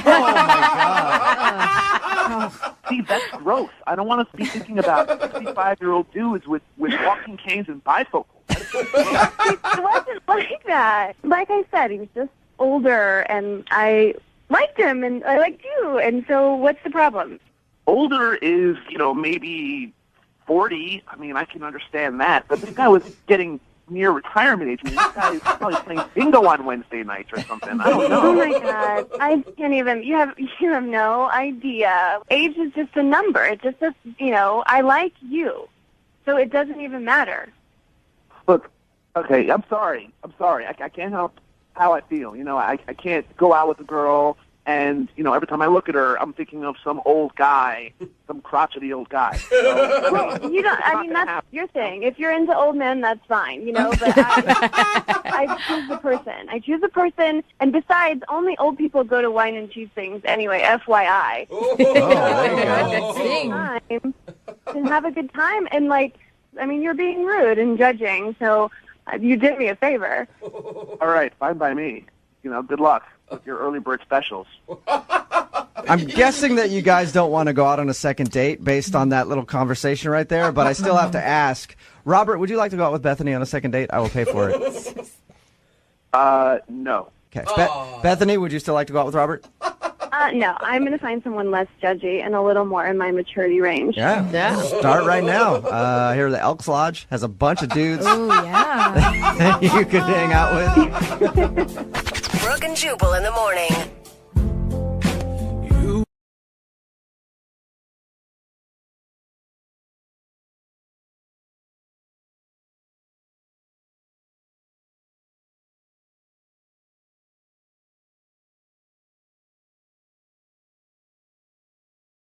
Moving 92.5. Brooke and Jubal in the mornings. Second date update. I've always thought that there should be a Yelp review for people, where you can just rank people based on all sorts of things, including dating. And apparently, the girl on the phone for a second date update today actually had an experience kind of like that after her date. We'll get to that in a second. But first, Alicia, what's up? What's going on? Hi, how are you? Not too bad. Before we get into the whole Yelp review thing I was talking about, why don't you tell us about the dude you want to call today? What's his name? Gino. Gino, all right. And where did you meet Gino? I met him online. Okay. He instantly drew me to him because of his profile picture. What was his profile picture? It was clearly a Photoshop picture of him on a T-Rex, shirtless, with a sword in one hand and a box of KFC in the other. That's funny. All right. That is a modern day Prince right there. Who needs a white horse? Made you laugh and realize he's probably a funny guy then. Yeah, he probably has a good sense of humor. Okay, and did he deliver on the date? Was he actually fun and funny? He did. He was super nice. He was funny. We went out for dinner and drinks. He picked the best restaurant. Oh my God, that makes such a difference too. Like if you're eating good food, suddenly everyone becomes more attractive. Seriously though, with that dinner, I had the best salmon that I've had in my entire life. And if I could go back right now, or I should go back right now, it was so good. So do you want us to get you a second date, or you just want to go back to this restaurant? Yeah, I just want to go back to the restaurant now. Some salmon. I feel like this is like a case of like food goggles. You know, like beer goggles makes people more attractive. I feel like food goggles work the same. Possibly. It was so good, though. I can't explain it. Okay. And Well, how was other the- than the salmon, how was the rest of the date? So afterwards, he took me to an arcade, Okay. which is pretty cool because I haven't been able to play most of those games since I was little, like Miss Pac-Man and all that good stuff. And how was that? How was like the banter between you two? Banter was fine. I mean, he's a really personable person. To how the date end? Did you guys make out? Anything like that? No, it was just like a little kiss on the cheek. See you later, okay? You know. But the weird part happened when I got home. Okay. I had an email from Gino, Okay. and it was a link to SurveyMonkey. Yeah. And so I was super confused, but apparently he wanted me to rate the conversation, the date itself, So he made a whole survey asking you about your date experience with Gino. a whole survey. I mean, what'd you think? Was that funny to you? I thought it was like a little weird, but then like I guess like I kind of respect it because he wants to be trying to improve. Yeah, or you thought it was a funny thing to do. Yeah, I could see myself doing that and be like, oh, she's going to think this is really funny. Right, but then like at the end of the survey, you select a time and date for like the next date. Okay. Oh. So it was a creative way to ask you out again. Convenient. I guess that I haven't heard from him. Okay. Did you forget to fill that part out of the survey? Yeah, Did that be? Did you click submit? No, I totally did because I would love to go out with him again. Okay, so you filled out his whole survey, which most people probably wouldn't do. And he hasn't responded to you. Have you tried to actually text him and stuff, or you just left it at the survey? So I mean, like I did try and text him after I filled out the date and time for the next date, but I haven't heard back from him. Okay, nothing. Do you think he's just too good at online dating? Like he sounds like he's fun and funny, but almost like a player in disguise. Do you know what I mean? Like everything's a little bit too smooth, too funny.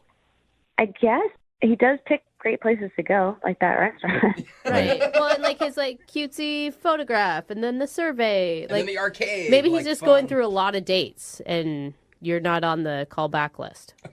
Oh, I hope that's not the case, but that's what I would like to find out. Or were you just way too honest in your survey? She rated. Hey, Yeah, there's did you room like for rip on him?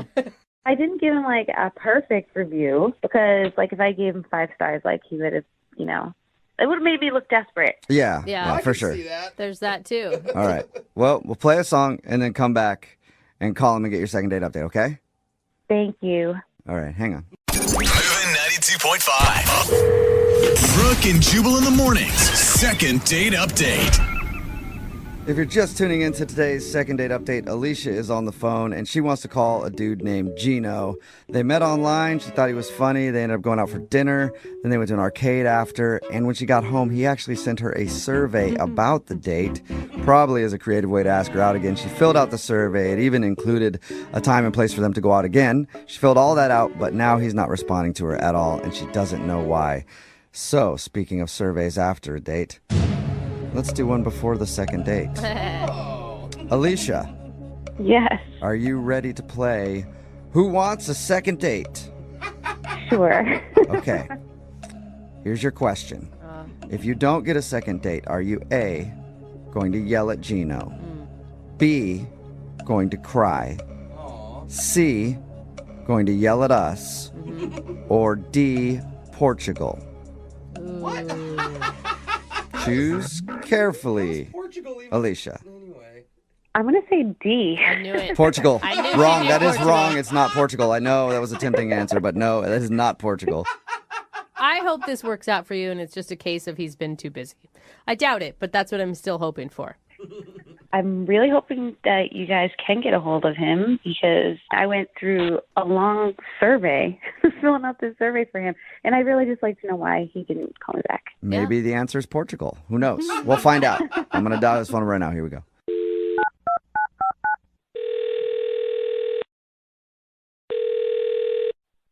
Hello. Hi, is this Gino? Yes, it is. Hey, what's up, man? How are you? This is Jubal from the radio show Brooke and Jubal in the morning. Okay. How are you? I'm fine. What is this about? It's about you right now, Gino. Oh, That's what it's about.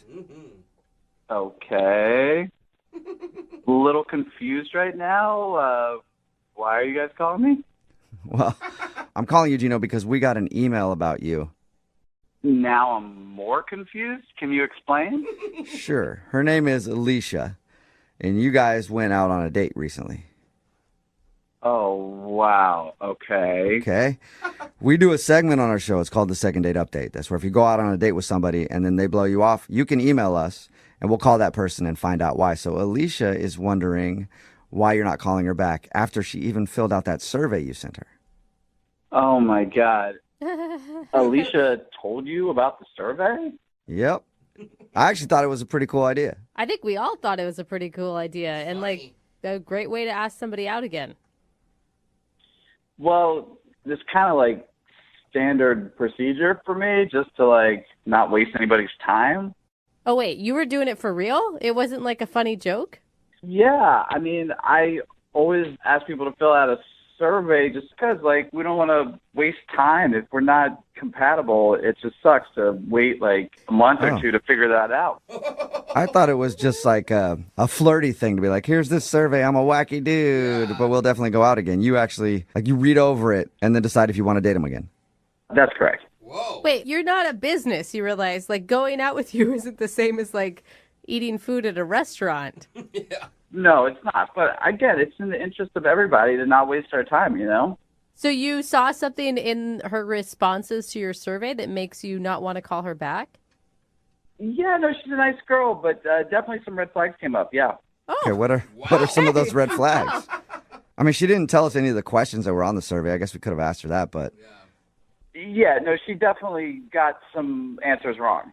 How do you answer wrong when it's a survey? Isn't that just asking for your opinion? Yeah. An opinion can't be wrong. Well, I mean, I guess in this case, it can be. Like, I mean, if you really want to know, like, we went out to dinner, and one of the questions was, what was your favorite part of dinner? Uh-huh. And she answered the salmon, and clearly the best part of dinner was the banana split sundae at the end. You know? Come on, Shut man. Oh, wow. You're not being that picky, are you? You're joking. That's not a red flag. Let her like what she likes. Well, to clarify, there's nothing technically wrong with her liking salmon. It's just that, to me, there's no comparison with the ice cream portion of the meal. So it's just a compatibility thing, you know? What? Okay. People don't base compatibility on food likes. Well, I'll elaborate. Another question that was incorrect was, what was your favorite part of the night? And she answered dinner, which again raised a serious red flag because the best part of the night was no-brainer, the arcade, okay? I mean, come on, you know? And again, that's fine if she likes dinner better than an arcade, but, you know, I'm like a young person. I'm not, you know, a grandparent yet, so... If you like dinner, you're an old person? Yeah, like she can't like dinner and you like arcades? Yeah. I'm just saying, salmon and dinner as opposed to ice cream and arcades, you know, I'm looking for somebody young at heart and fun. What? You don't sound, I'm sorry, but you don't sound young and fun at all. You sound like kind of anal retentive and weirdly stuck on surveys. Well, you actually sound like my mom right now, so... Well, I mean, think about it, though. If you say, like, you want somebody young and fun or whatever, you're sending out surveys after your dates. Yeah, overanalyzing. Yeah. I don't know. You can call it that. To me, it's a big time saver and more time to have fun and be young. But if you wanted to, if you wanted to save time, why didn't you just send her a survey before you even went out on the date and said, what do you prefer, video games or eating food? And if she would have picked eating food, then you know that you shouldn't have even started the date to begin with. Well, I think that the human portion of the interview is also very important. So you do that first, then the survey after. Interview, okay. Okay. Dude. Well, So wow. Basically, you just don't feel like you guys are compatible based on your interests. It's not a perfect fit, no. Okay. You need to loosen up a bit, man. You could be missing out on someone who could be like an amazing partner. Or I could just be getting rid of the people who aren't amazing partners. Yeah, I guess you can look at it both ways. Whatever, No matter how you look at it, though. Gino, Alicia is on the other line and wants to talk to you. I know that for a fact. Yes. She is? Yep. Unless she hung up. Alicia, are you there? Oh, I'm still here. Yeah. Or what do you think about what Gino said? Sounds like a survey question. Oh my God, are you kidding me? No, I'm not kidding you. I think you're insane. It's a survey. Like, how are there wrong answers on the survey? Well, that makes no sense. They're not wrong. It's just incompatible. I'm just confused. Just because I enjoyed the salmon better than the ice cream, that's a problem? Well, it's not a problem for you, but it's a problem for us. I mean, if, the score doesn't add up at the end of the survey, it's just not going to work. Oh, my gosh. I'm not sure why you're, writing me off as some old lady.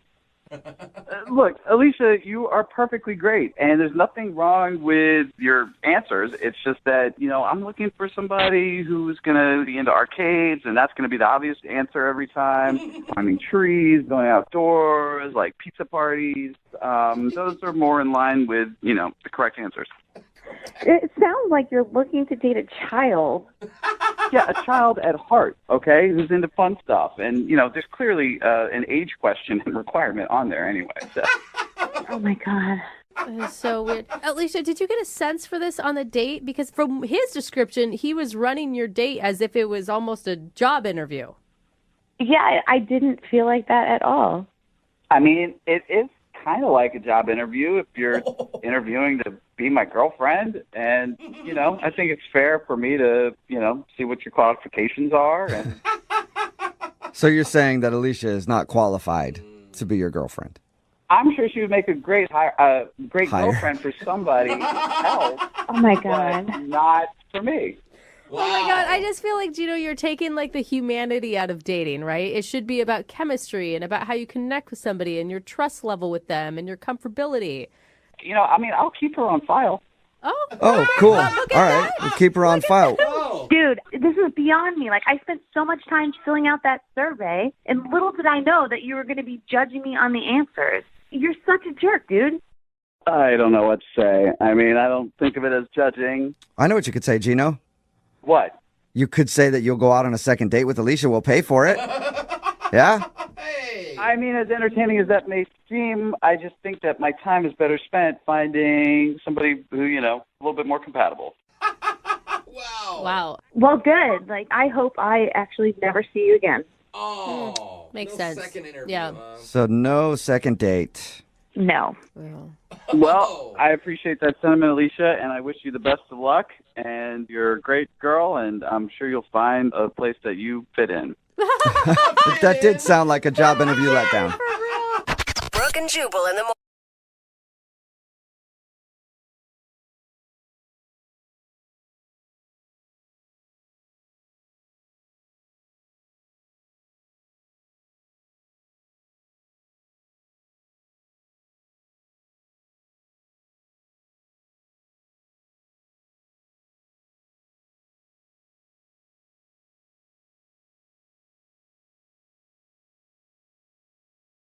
Moving 92.5. Brooke and Jubal's second date update. Today's second date update is a shocking one. And I say that because the dude on the phone named Daniel didn't meet his date on an app or anything. He actually met her in real life. Is that the shocking part? Oh, I know. nice. Okay. It's crazy. He emailed in and said he met a girl at Chipotle. What? Standing in line. Yeah, I don't know. I didn't realize that people actually met that way anymore. So this is going to be very interesting. Daniel, what's up, man? How are you? Hey, pretty good. And you guys? Pretty good. Apparently, it's like we're talking to a ghost, like a person of the past who's here in the future. Yeah, I guess it's weird for people to meet in person nowadays. Yeah, it is. How does that happen? You just exchange words with someone? What? They made eye contact even, I bet. Wait, their face looked at your face? Yeah, I need more information, Daniel. What's the name of the girl you want to call today? Her name's Jill. Jill, all right. And tell us about how you met her. Well, basically, we were just standing in line at Chipotle together, and if I'm completely honest, she's got a hot body, dude. She's got lots of curves, and I mean, it was funny because I noticed her, and she was right behind me, and I just asked. I was like, "So, what are you getting today?" Oh my God, you were bold. You just turned around and Yeah, well, I was basically just trying to be more smooth. I was asking her what foods she was getting and what she likes. Oh. And turns out we're both getting bowls. Nice. And then it turns out we also both like black beans. No way. Wait a second. Wow. I didn't even know there was another option at Chipotle. Yeah, there is. Okay. Of course. Sorry. Yeah, you can get refried beans. So us both getting black beans is just crazy. Whoa. Yeah, I know. It's meant to be. Are you being guys both sarcastic? you bonded over black beans. Oh, cute. Yeah, and then she commented on my T-shirt. I had a picture of a baseball player hitting a ball, and underneath it said touchdown. So she That's kind of funny. said that was funny, and the fact that she has a killer body and a sense of humor. She's got everything. Killer body. She likes black beans just like you, and she appreciated your T-shirt. Oh, I mean, I think your wedding vows are written right there. I mean, something's going on because it was just too much stuff lining up. I had to go for it. So wait, did you guys go sit down together at some point, or did you just talk briefly in line? I didn't ask her outright then, but after our little exchange, I just hung out by the napkins. Okay. And she came up and was like, "Oh, you again." So then I asked her out right there. You're like, yeah, I've been hanging out by this napkin dispenser for like an hour. It took you so long. How are your black beans? So you asked her out right then, and I'm assuming she said yes? Yeah. And so we had a date the same night. Oh, sweet. Yeah. We ended up walking around the mall. I got to learn more about her. Awesome. And I found out that she was in a long-term relationship until recently. Oh, my God. I'm glad you added that last part. Until recently. I was like, that's a buzzkill. Yeah. Yeah, that wouldn't have been good if she was in a long-term relationship. Yeah, that might be the reason she's not calling you back if she was. Might be a big reason. Yeah. To me, though, I like the fact that she was in a long-term relationship until recently. Why? Because usually girls that are single for a while, usually there's something wrong. Maybe they're crazy or needy or desperate or all three. So wait a minute. Aren't you single? How long have you been single? 2 years. Okay. Oh, okay. Okay. So maybe this you're is a little like one of those crazy and pot calling needy kettle and black situations. all that stuff. No, I'm a dude that's different. I can be single. It's fine. Oh, it's different. All right. I liked you for a second. I liked you before that statement. Good logic. Come on. How can you not admit that that's true? No, it's not true at all. That women have to be in relationships to not be crazy. Like none of that makes sense. Yeah. I don't see the problem. Like it makes total sense. And We're different. That Did you is tell the her? issue. Did you tell her that on your date? You're like, I'm glad you've been in a relationship for a while because otherwise you'd be crazy. No, I didn't tell her that. I just told you guys that. Okay, good. We went to a movie together, and we ended up kissing after that, and things were cool. Okay. Yes, that's good. But since then, has she not been talking to you? I mean, she has. I've called and texted afterwards, and she'll respond, but never to the ones where I'm asking when she's available next. So that's where I'm a little confused, and I need you guys to help me out with this. Okay. You can't think of any reason that she doesn't want to go out with you again? No. Everything was cool. She liked my sense of humor. I like her sense of humor. Hot body. I don't see what the problem was. Yeah. Oh my God. Do you think she caught me staring at her hot body a few times? Because I mean, I was staring, but I don't know if she caught me. Could have been. Maybe you're staring a little too long at the hot body and then it creeped her out. I don't know, but we'll. Just even you saying that is creepy every time. Yeah. Hot body. We'll Hot play- body. we'll play a You'd be song. attracted to somebody without being creepy. We'll play a song and then come back and call her and get your second date update. All right? All right. Cool. Okay, hang on. Moving 92.5.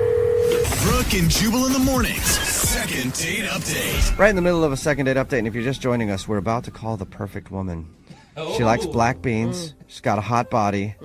And apparently she just got out of a long-term relationship. The perfect woman. At least according to Daniel, who's on the phone for a second date update today. He met a girl named Jill at Chipotle. They were standing in line and they bonded over the fact that they both like black beans. That was the big thing. She's dating material and she's not crazy. Because any girl that's single for a long time is usually crazy. But only girls. Yeah, Yeah. only girls though, not guys. Because he's been single for 2 years. All right, Daniel, I'm about to give her a call. Are you ready? Yeah, I'm ready, but I didn't say all of them are crazy. Some of them are needy too. Oh my yeah, God. crazy and needy, my bad. Or needy. Your hypocrisy knows no end. Daniel, have you ever thought, I mean, I'm guessing no to this question, but maybe she's not calling you back because she just got out of a long-term relationship and doesn't want to jump into another relationship. Nah, I think there was just too much that was good. I mean, she had a hot body. We liked the black beans. Everything you guys said already was true. So yeah, man, it does sound like you had a deep connection. You're right. I think it was probably just too much good stuff all in one day because, I mean, everything was so perfect. She was probably like, wow, I met Mr. Right. Yeah. I'm sure that's what it is. Overwhelming. Just a little bit shook Yeah. from that experience. I'm All right, scared well, to call Mr. Right. I'm going to dial her phone number right now and find out if that is the issue, okay? Yeah. All right, here we go.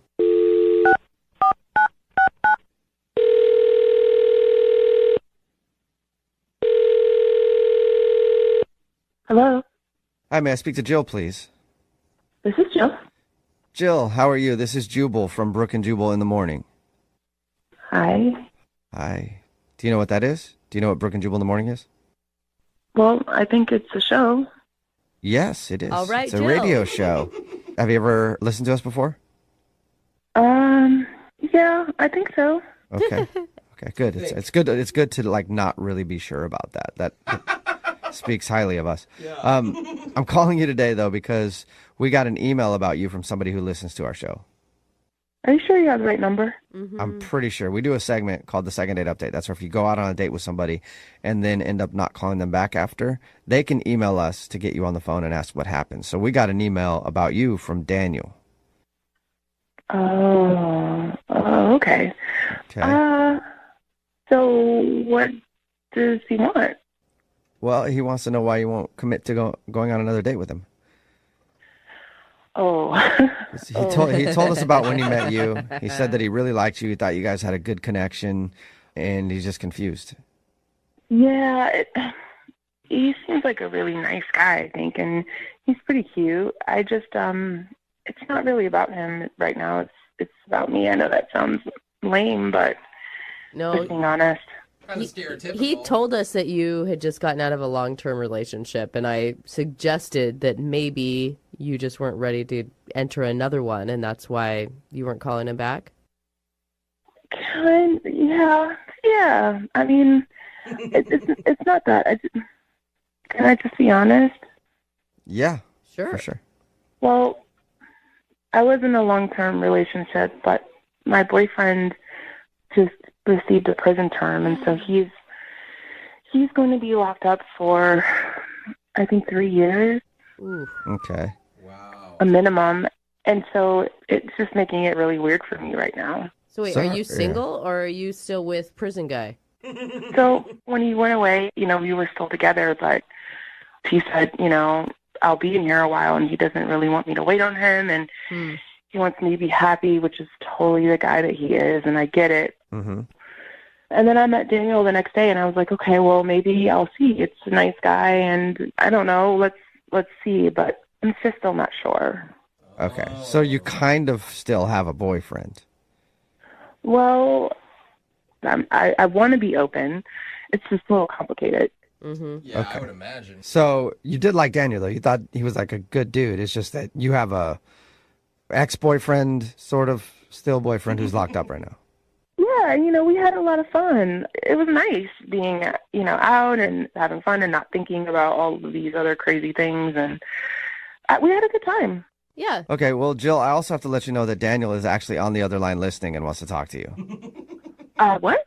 Yeah, he wants to talk to you. And this is not a collect call. There's no time limit on it either. So you can talk to him for a minute if you want to. Yeah. Do you want to talk to him? Are you serious right now? Yes, I am. Unless you hung up. Daniel, are you still there? Yeah. Hey, Jill. Hi.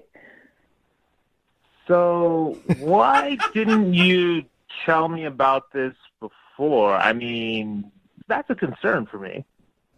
Concern? Well, can you tell me how big this person is, or how tall they are? Or... How big? Are you gonna fight him? Are you scared? What are you saying? I mean, your dude's in prison. Like, that's just... I don't know how I feel about that. Well, Phoenix, he's in there for 3 years, so... Yeah, but is it like a white-collar crime or a blue-collar crime? Is he tough, or... I mean, you're really strong, so, you don't have to worry about any of that. I can tell you, you're a tough guy a little bit, and I felt really safe with you, so, You can square up with him. Huh. He Yeah. sounds worried. What are you worried about, Danny? You worried about like you start dating Jill and then in 3 years gets out of jail and then It comes right after you. His name's Phoenix. I mean, this sounds like a really tough dude. I don't know anybody called that. He's a really nice guy. He's super sweet. You know, he got caught up with the wrong crowd. It's nothing that you should worry about, Daniel. I had a really good time with you. And I know that if anything ever happened, like, you'd be fine. You've been in a knife fight at least once, right? What? What'd you say? A knife fight? For real? No, I've never been in a knife fight. Why would you ask me that? I mean, the world is a crazy place. Anything could happen. Yeah, but you just said a knife. Like, that's the kind of stuff that happens in prison. I'm not trying to be in knife fights all of a sudden.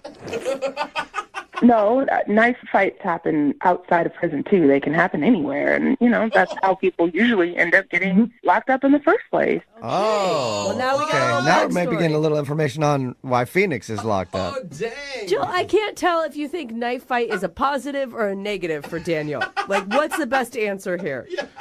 Well, he seems like a guy that can handle himself. Hey, newsflash. I can't handle myself in a knife fight. I'm just telling you. Is that a deal breaker for you, Jill?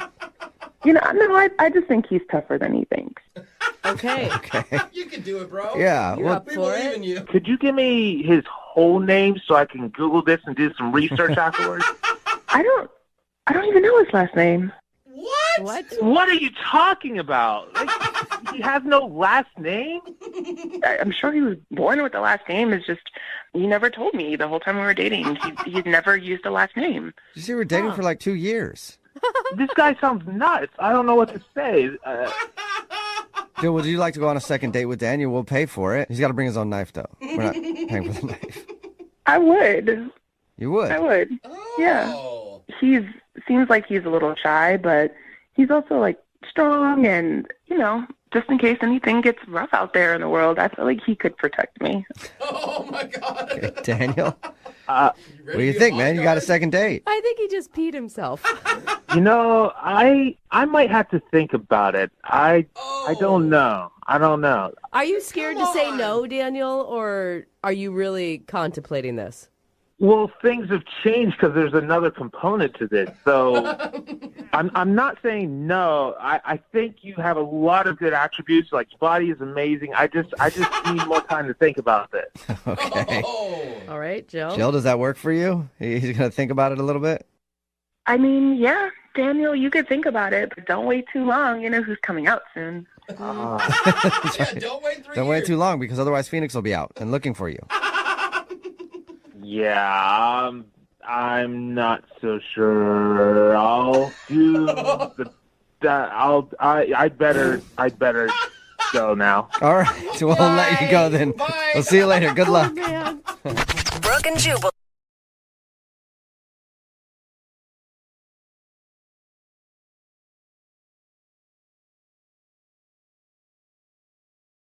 Need LASIK? Trust the experienced team at the LASIK Center at Evergreen Eye Center. No glasses, no contacts, no limits. What will you do?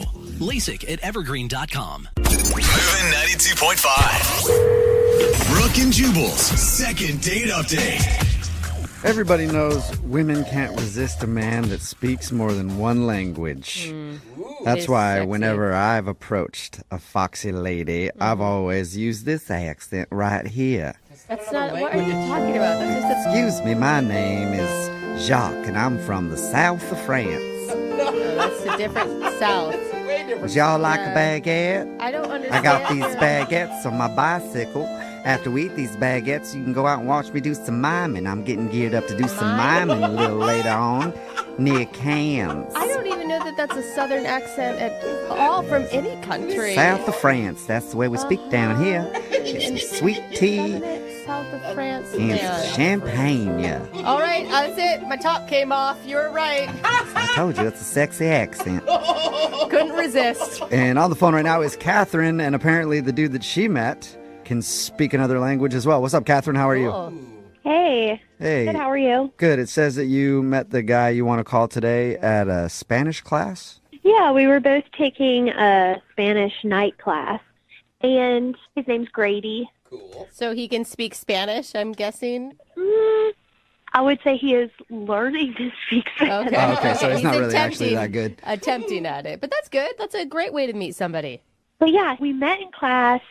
Class had been going on for a few weeks. I didn't really think much of it. And then he came up to me at the end of class and said I was beautiful in Spanish. Oh, Okay. muy bonita. Did he actually say it well in Spanish, or did he say something completely different and you have no idea? You're like, what? Yeah. You have to know I'm a beginner too. So Okay. So who knows?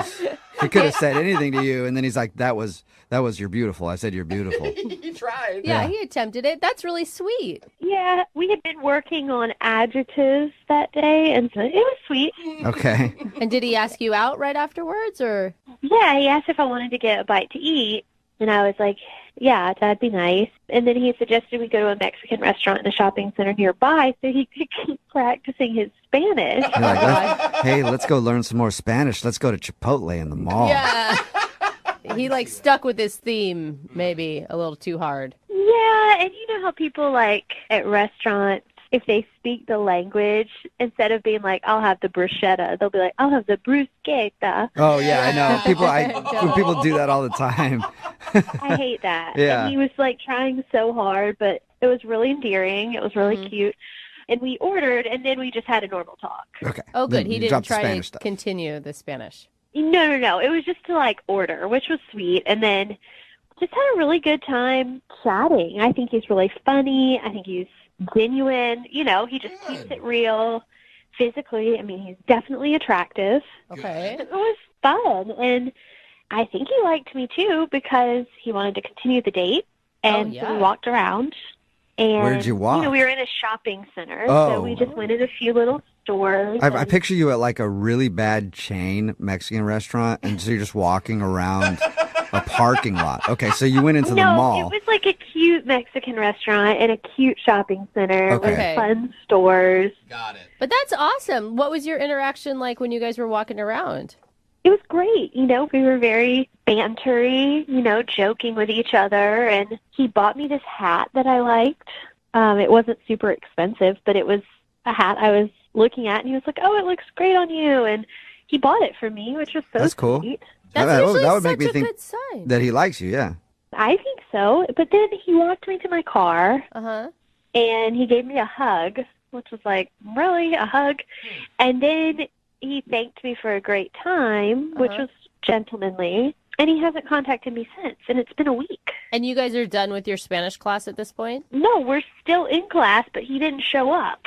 Oh, so he hasn't been to class. Okay, and have you tried to reach out to him? I just texted him the day after our outing. I guess I don't even know if it was a date at this point. And I thanked him and said, I had a great time. And he said, me too. But didn't ask me out again. Dude, that's totally a date. He bought you a hat. Did he pay for dinner too? He did. He paid for dinner. He paid for our margaritas. For sure. You don't buy somebody a hat unless it's a date, That's what I'm saying. no matter who it is. Yeah. You know? That's a form of And Yeah. you had a follow-up text. Yeah, I mean, I followed up to thank him because, like, that's polite, and I did have a good time, and he did respond, but it was just me too, like, very short. Have you tried to ask him out? Yeah. Have you tried to ask him?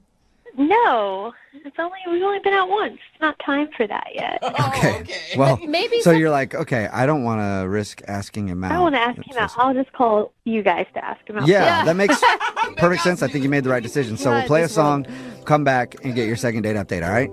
That sounds great. Okay, hang on. 92.5. Brooke and Jubal in the mornings. Second date update. Hey, Catherine? Hey. Are you sure that you want to get a date with this guy? Because as far as I'm concerned, I think that this is the lowest anybody has ever stooped What? He just when these second date updates. Yeah, I think I still want to date with him. What kind of monster buys a hat for somebody and then doesn't ask them out on another date? It's ridiculous to me. I mean, I can think of a lot worse things. Oh, I can't. I can't, Catherine. Well, I guess we're going to call him anyway. If you're just tuning in for the second date update, Catherine is on the phone. She wants to call a dude named Grady. They met in their Spanish class. They were taking like a night Spanish class. He asked her out after class. They went and got some Mexican food and then walked around the mall. And while they were walking around the mall, he bought her a hat.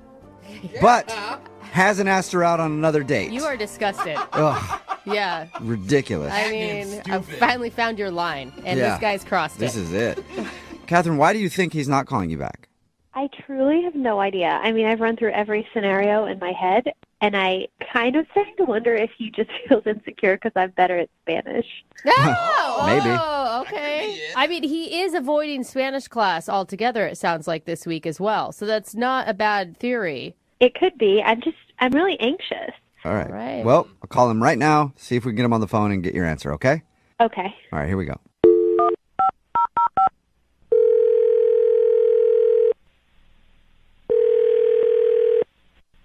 Hello? Hola, ¿puedo hablar con Grady, please? Hello? Oh, hey, what's up, Grady? Sorry, I'm speaking Spanish again. Is this Grady? Okay, yeah, this is him. Who's this? This is Jubal from the radio show Brooke and Jubal in the Morning. I know, there's a lot of things you don't understand right now. Yeah. Why? This is really the radio station? Well, I'm a person. Okay, that's not a what he meant. station. But yes, it's a show that airs on radio stations, yeah. What are you guys calling me for? Well, we do a segment on our show called the Second Date Update. That's where if you go out on a date with somebody and then don't call them back after, they can email us to give you a call and find out what happened. And we got an email from Catherine. You spent an evening with Catherine getting Mexican food and walking around the mall. You bought her a hat. I don't know if you remember that or not, but... Hold on, man. So, Catherine emailed you guys about a date that we went on? Yes. Wait, was it not a date? She wasn't actually sure on that one, but she thought it was a date. Yeah, as far as I know, it was not a date, and I thought that was clear. Oh, well, I don't think it was clear with Catherine because, well, I mean, she wasn't sure, but she was sure hoping it was a date. Did you have fun with her at all? Yeah, no, I had a great time. I just, honestly, I met her at Spanish class, and I thought, she looked pretty and she was nice, so, I thought maybe she could also help me find, like, a little fashion of my own because she seemed, like, real fashionable. So I thought it'd be cool if we, like, hung out and shopped a little bit. That's it. Wait, hold up, though. I don't get that because you're like, oh, she's pretty and I want to hang out with her, so why wouldn't you consider it a date even if it was for her to help you go shopping? So this is kind of awkward, I guess. I guess I should explain this. I am currently trying to go out with this Spanish chick, so that's why I took these Spanish classes. And yeah, so I wasn't trying to go out with her because I was already taking the class to try to go out with somebody else. Okay, so you're basically using her as a stylist for the evening. That wasn't my intent. I did need help finding some clothes for my date. Yeah, this sounds bad now. Yeah, but you bought her a hat even. As like a thank you, like we were shopping for me and I felt bad that we weren't getting her anything. So I'm like, saw her eyeing this hat and I bought it for her. Oh. All right. That's like embarrassing. What, that he has no style and he has to like convince somebody to go out with him to... Yeah, it is embarrassing, Grady. You need to do a better job of shopping for yourself. I agree. That, but also like the mixed communication there. Yeah. I mean, I don't think it's your fault and it's not her fault either, but I'd be so embarrassed if I were her. It did seem like a date. Yeah, no, it really wasn't a date though. Like I didn't even kiss her or anything like that, and it was more of a business transaction, Okay, well, maybe you guys can do more business together because she's actually on the phone listening and wants to talk to you. Hey, Grady. What? Yeah, it's Catherine.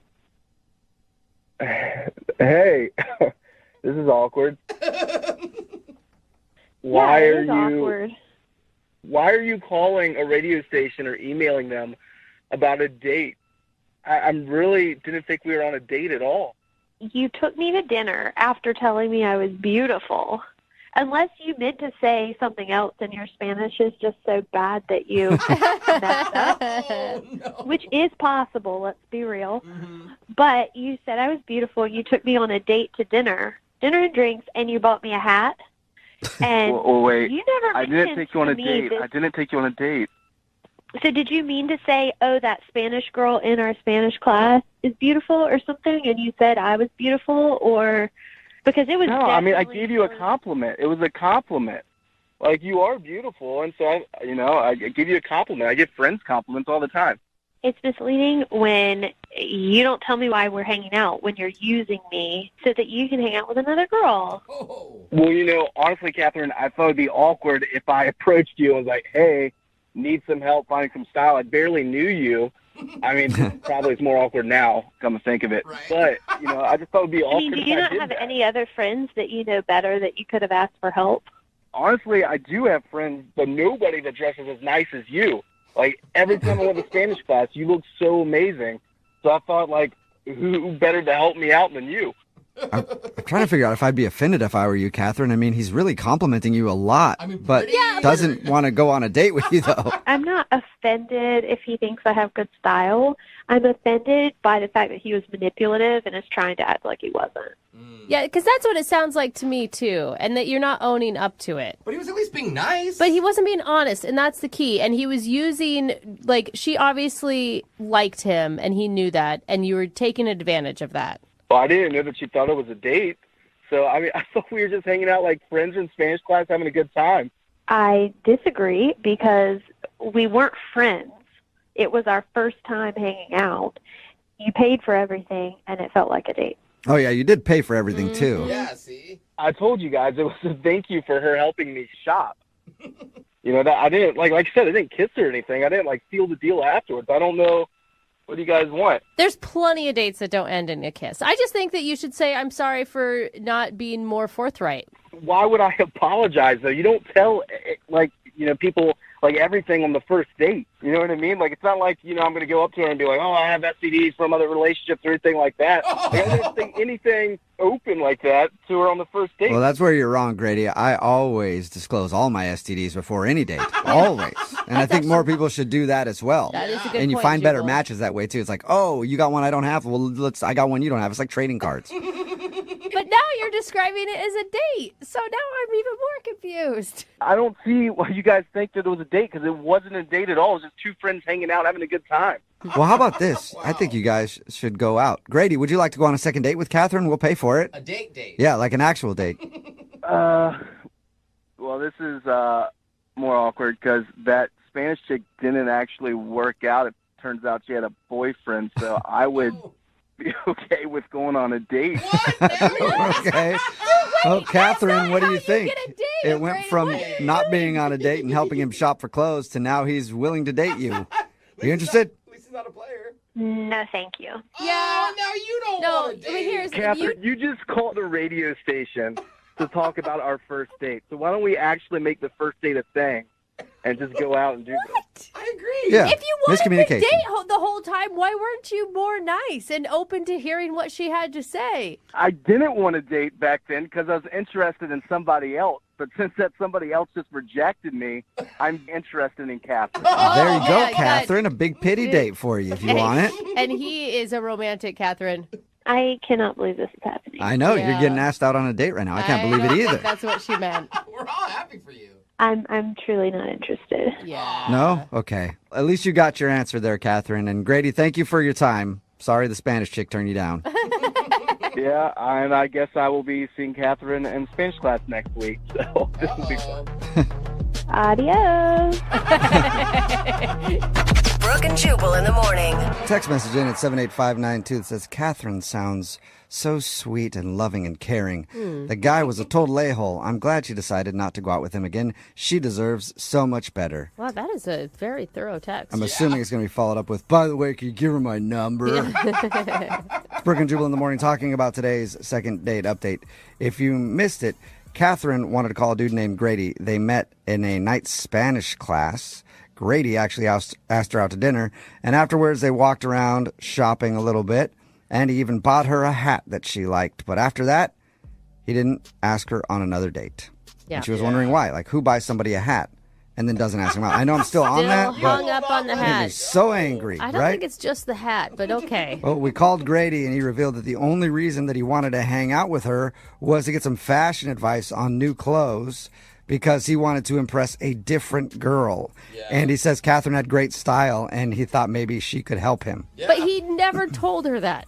No. Like the entire time. He paid for dinner. He bought her the hat. And said she was pretty. Said she was pretty. I mean, I get why she was led astray. He basically pretended it was a date. And the thing is, if he would have just said, hey, you dress really nicely. Could you help me? Because I feel like I would like to impress this girl. Yeah. She probably would have been like, yeah. Yeah, especially I like, will. hey, you want to go shopping together? She'd be like, friend zone Yeah. instantly. Yeah, let's totally. go. It's still a compliment. Like, you have such nice style. I'd like you to help me shop.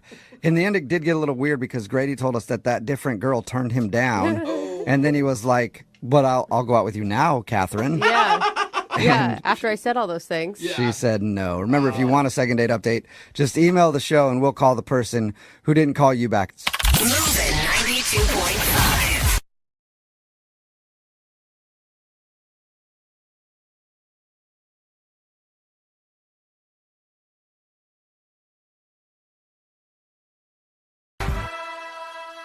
Moving 92.5. Brooke and Jubal's second date update. I feel like more people just have random hookups at Halloween parties than any other type of party. Yeah. You know, because you think about it, like you're out there, girls are kind of dressed sexy, guys are dressed in their macho, superhero costumes or like a barbarian and their shirts off. And everybody's already kind of letting it all hang loose. So you're a little bit more relaxed, ready to hook up. And plus, if you're, playing a different character, it's not even you that's doing it. It's like, hey, I'm Yoda, and Yoda gets to have sex with whoever he wants to tonight. I've been a man for the last 3 Halloweens, and that attracts an entirely different type of audience. Exactly. Mandy, who is on the phone with us to do a second date update right now, was at a Halloween party, and she had a little fun herself. Right, Mandy? I did. I had a lot of fun, actually. How much fun did you have, Mandy? I had a lot of fun. Yeah, that's what we like to hear. So tell us a little bit about the party before we get into the person who you want us to call today. Yeah, it was this giant Halloween house party. Those are always fun. What'd you go dressed as? A sexy kitty. Oh, very creative. All right, so you were in your sexy kitty gear, and I had my ears and my cute tail and, my cute little outfit. so it was a huge party? It was a huge party, All right. Massive. Like, I'm surprised we didn't get shut down. And so, I meet this guy, and he's dressed as a pirate, like a hot pirate. Was this the beginning of the night, or were you like quite a few drinks in by the time you met Pirate Man? I was probably maybe like 2 drinks in, but I don't usually get sloppy and stuff like that. Like, I'm pretty with it. The thing about costume parties that I've noticed, Mandy, pirates get chicks. Oh, yeah, They do. Pirates always get girls. Every time I'm at a costume party, the pirate always has a girl with him. Zombies, not so much, but pirates get chicks. Pirates can even wear that costume not on Halloween and get chicks. Yeah. I think Johnny Depp had something to do with it. Yeah, that's it. You see a pirate and you automatically think Johnny Depp. Yeah, and I mean, he was looking really good. And so we start chatting, and then we're having a drink together. We start dancing and grinding on the dance floor. Yeah. Get it, Pirate Man. Word. Sexy kitty, like, I had to be careful of his sword. Like, his, What do you mean? Which one? Yeah, and not the one on his waist, I mean, like, whoa. So... So he was grinding his sword into your hip, and that's when you knew that he was also interested in you. Yeah, and then we start making out right on the dance floor, and he's whispering things into my ear, and he's making me laugh. So we find a room. We went upstairs, and we were messing around. He ripped off my tail. I was like, oh my God, and it's so not me. I usually don't do that. I mean, we didn't go all the way, but we almost, So you did stuff. Certain bases. A lot. Yeah, we went around the ballpark. Okay, so you did a lot. So what happened after your little rendezvous? Yeah. Well, we went back, and we were kind of dancing again, and I'm blushing or whatever, and he says he'll be right back. He's going to go get a drink. Mm-hmm. And 15 minutes go by, and he never came back. What? Did he leave the party, or did you run into him again later? I mean, I looked for him, and so I went up to the guy who was hosting the party, and I mean, this is super embarrassing, but I couldn't remember the guy's name, or maybe I just didn't get his name. I mean, it was really awful, so I had to go and ask the host what his name was. like, who's the pirate? What's the guy's name? I mean, it was yeah. It was embarrassing. Yeah. So he told me the pirate's name was Jonathan, and then I asked the host for Jonathan's number, and he gave it to me. Okay. And I sent him a text, like, hey, it's Mandy, sexy kitty kind of thing. And I waited a couple days, and then I wrote him again, like, hey, are you okay? Like, what's going on? And then I, made an, making a reference. Making a joke about his pirate costume. And he hasn't responded to you at all? No, it's weird. I've texted him twice, and he hasn't responded at all. But Mandy, do you really think it's that weird? I mean, you didn't even know the guy's name. Yeah, but, okay, Brooke, we had serious chemistry. And, I think when you have chemistry with a guy, it's not just, a random hookup. There was something definitely there. So you don't think it was just a one-night thing, or he messed around with you and then was like, oh, God. No, I keep playing, it in my head, what went wrong? Am I too easy? Even though I wasn't, okay, maybe I was that night, but, what happened? For him to take off like that, I feel like maybe he might have a girlfriend or something, and then you guys messed around, and he was like, I have got to leave. I'm at my friend's house, and now I just messed around with this sexy kitty. No matter how sexy the kitty is, you shouldn't be messing around on your girlfriend. So he probably decided to run out. I mean, that would be my guess. Unless he's a real pirate and he had to charter a boat somewhere. Yeah, who knows? Maybe it wasn't even a Halloween costume. Yeah. I mean, I hope he doesn't have a girlfriend because, I'd really like to see him again. All right. Well, we're going to play a song, come back, get him on the phone, and get your second date update, okay? Okay. All right, hang on. Moving 92.5. Brooke and Jubal in the mornings. Second date update. It just dawned on me that I think I know what Mandy's problem might be. Mandy, who was on the phone for a second date update, isn't getting a call back from this guy named Jonathan. She met him at a Halloween party. He was dressed up as a pirate. They messed around, did a lot of, quote, stuff together. And he took off and split from the party, or she couldn't find him, didn't even really know his name, went up to the host of the party and had to find out, who's the guy in the pirate costume? I liked him a lot, and I want his phone number. So that's how she got his information. Mandy, do you think that maybe the host of the party gave you the wrong phone number and you've been trying to call a different pirate and he has no idea who you are and that's why you're not getting a call back? I don't think so. No. Were there a lot of other pirates there?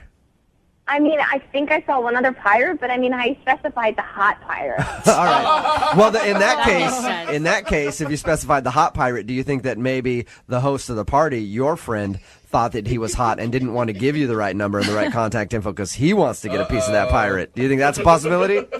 No, I don't think that's a possibility. Okay, so our original thought then is that maybe he has a girlfriend or maybe he just thought you were like a one-night thing and then wanted to get out of there and felt awkward after you guys messed around. I hope not. I just actually like to go on a date with him. All right, well, I'm going to dial his phone number right now, get him on the phone, and see if we can find out why he basically ditched you. Okay.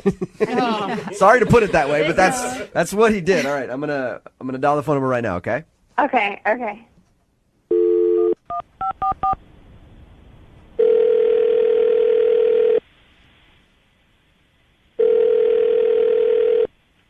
Hello? Hey, can I speak to Jonathan, please? This is he. How are you, man? This is Jubal from Brooke and Jubal in the morning. Okay. How you doing? All right. Is this Jonathan that was dressed up as a pirate just a few days ago at a Halloween party? Yeah. Perfect. This is the Jonathan that I want to talk to. What are you guys calling me for? I'm calling you because at that party, you had an encounter with a listener of ours. Okay. She was dressed as a sexy kitten, and she's been trying to get a hold of you ever since that party. And she emailed us to see if we could get you on the phone and ask you why. Are you freaking serious? Yeah. She told us that you guys met at a huge Halloween party. You were dressed as a pirate. She was dressed as a sexy kitty. You guys did stuff in a room in that house party, and she found your phone. Okay. And I'll tell you how. Okay, and I'll tell you how she got your phone number. She said that she didn't remember your name or anything else after that, and she talked to the host of the party. He gave her your info, and that's why she's been texting you, trying to get a hold of you, because she liked you a lot more than just a one-night thing and would like to see you again. I definitely do not want to see her again. You didn't see it as, you guys had chemistry and things were She clicking. didn't tell you guys what she does for a living? No. No, she didn't tell us what she does for a living. Oh, God. What is What does she do for a living that's so bad that you don't want to call her back? Like, I mean, did you like her other than her job? Did you like her? Yeah, but it's a really bad job. So wait, What is it? You were ready to call her back until you found out what it was, even. Yes. She's a prostitute. What? How do you know that? Yeah, she's a prostitute. She's a You think that her job is a prostitute? I know that her job is a prostitute. How? Did she ask for money after you guys hooked up in that room? No, I left before she could. What? You're trying. Is it like a dine and dash? Are you just assuming that she's a prostitute? I didn't know she was a prostitute when I hooked up with her. Explain to me why you think she's a prostitute. So after we went upstairs and hooked up, we were heading back downstairs, and I went over to my buddies to be like, yo, I just hooked up with this girl. And then when I pointed out that it was Sexy Kitten, they all started cracking up. And they were like, dude, she's a hooker. It's like, no freaking way. She's not a hooker. They're like, no, seriously, there are like 10 of them here. And apparently, I don't know if she told you, like, this party was like epic. It was like the biggest Halloween party I've ever been to. Okay. And apparently the dude that was throwing the party had hired all these prostitutes to show up. And she happened to be one of them. And my idea of like a prostitute, I would not think a prostitute would be attractive. Yeah, but don't you think if she was a prostitute, she would have tried to charge you? Mm-hmm. I mean, that's what they do. Well, she's been trying to like text me, and that's what I figured is going on. Like with her, that's why she's. Probably You're scared that she's trying to track you down to get money out of you because. Yes. Yeah, but all right, hey, Jonathan. Usually they will like get money beforehand. How do you I know, have trouble thinking that she is a prostitute. You're certain of this? It was like trick prostitute. It was like you didn't let me know. It was like prostitute entrapment. So you think she did like a bait and switch, like she messed around with you, and then she was going to be like, "Oh, by the way, you owe me $600 for that little thing." Absolutely, that's why I ducked out. My friends were like, "Hey, Sexy Kitten's looking for you," so I just got the out of there. That's why you left. That is insane. Yes. Well, why don't we ask her if she's a prostitute, Jonathan? You think I'm a prostitute? You freaking give me holy she's on the phone? Yes, she is. Dude, you guys are in on this now too? No, I'm not. We're not trying to get payment. We're trying to get you to talk to Mandy because she wants to go out with you again. No, I don't want to go out with her again. Did you guys hear what I just said? She's a prostitute. I'm not a prostitute. Yes, you are. Oh my god. I can't believe you freaking think I'm a ass prostitute. Oh my god. No, Mandy, he didn't say he said he thought you did a good job. I never said I just said prostitute. Oh my god, I'm humiliated. I'm not a prostitute. Then why were you looking for me? What? Because I liked you. Because I wanted to keep dancing and kissing you. But not because I was trying to track you down for $600. Why would other people accuse you of that if you weren't a prostitute? That makes no sense. Maybe because your guy friends in your life are idiots and fools, and they were just trying to, like, take the piss out of you. I don't know, because they're idiots. That's why. Dude, there's no way that they would lie to me about that. Jonathan, I don't know what I can... Like, I'm not a prostitute. I live at home with my mom and my dad. I'm going to school for public health. Like... I don't know. Do you want to come look at my chemistry books? Do you want to look at my phone? I mean, this is ridiculous. I don't know, but what I know is there were prostitutes at that party, and people pointed out you and said that you were one, and I trust my friends. I don't know you. I know them, and I don't think that they would lie to me. Were you paid to be at the party, Mandy? Like as maybe like a shot girl or something? No. And listen, this is so ridiculous. Jonathan, if I were a prostitute, why would I be calling you via a radio show? Yeah, So- good point. Good point. Yeah. That is a good point, Jonathan. Yeah, Jonathan. If Mandy is a prostitute like you think, I doubt that she would email us to try to collect payment from you. That's her name. In a radio segment. maybe she's not a very smart prostitute. I don't know. Jonathan, I will have you know that there are many smart prostitutes out there, and I won't let you speak ill of them. Ivy League educated, Yeah. okay? I believe Mandy. I don't think Mandy's a prostitute. Yeah. I really don't, Jonathan.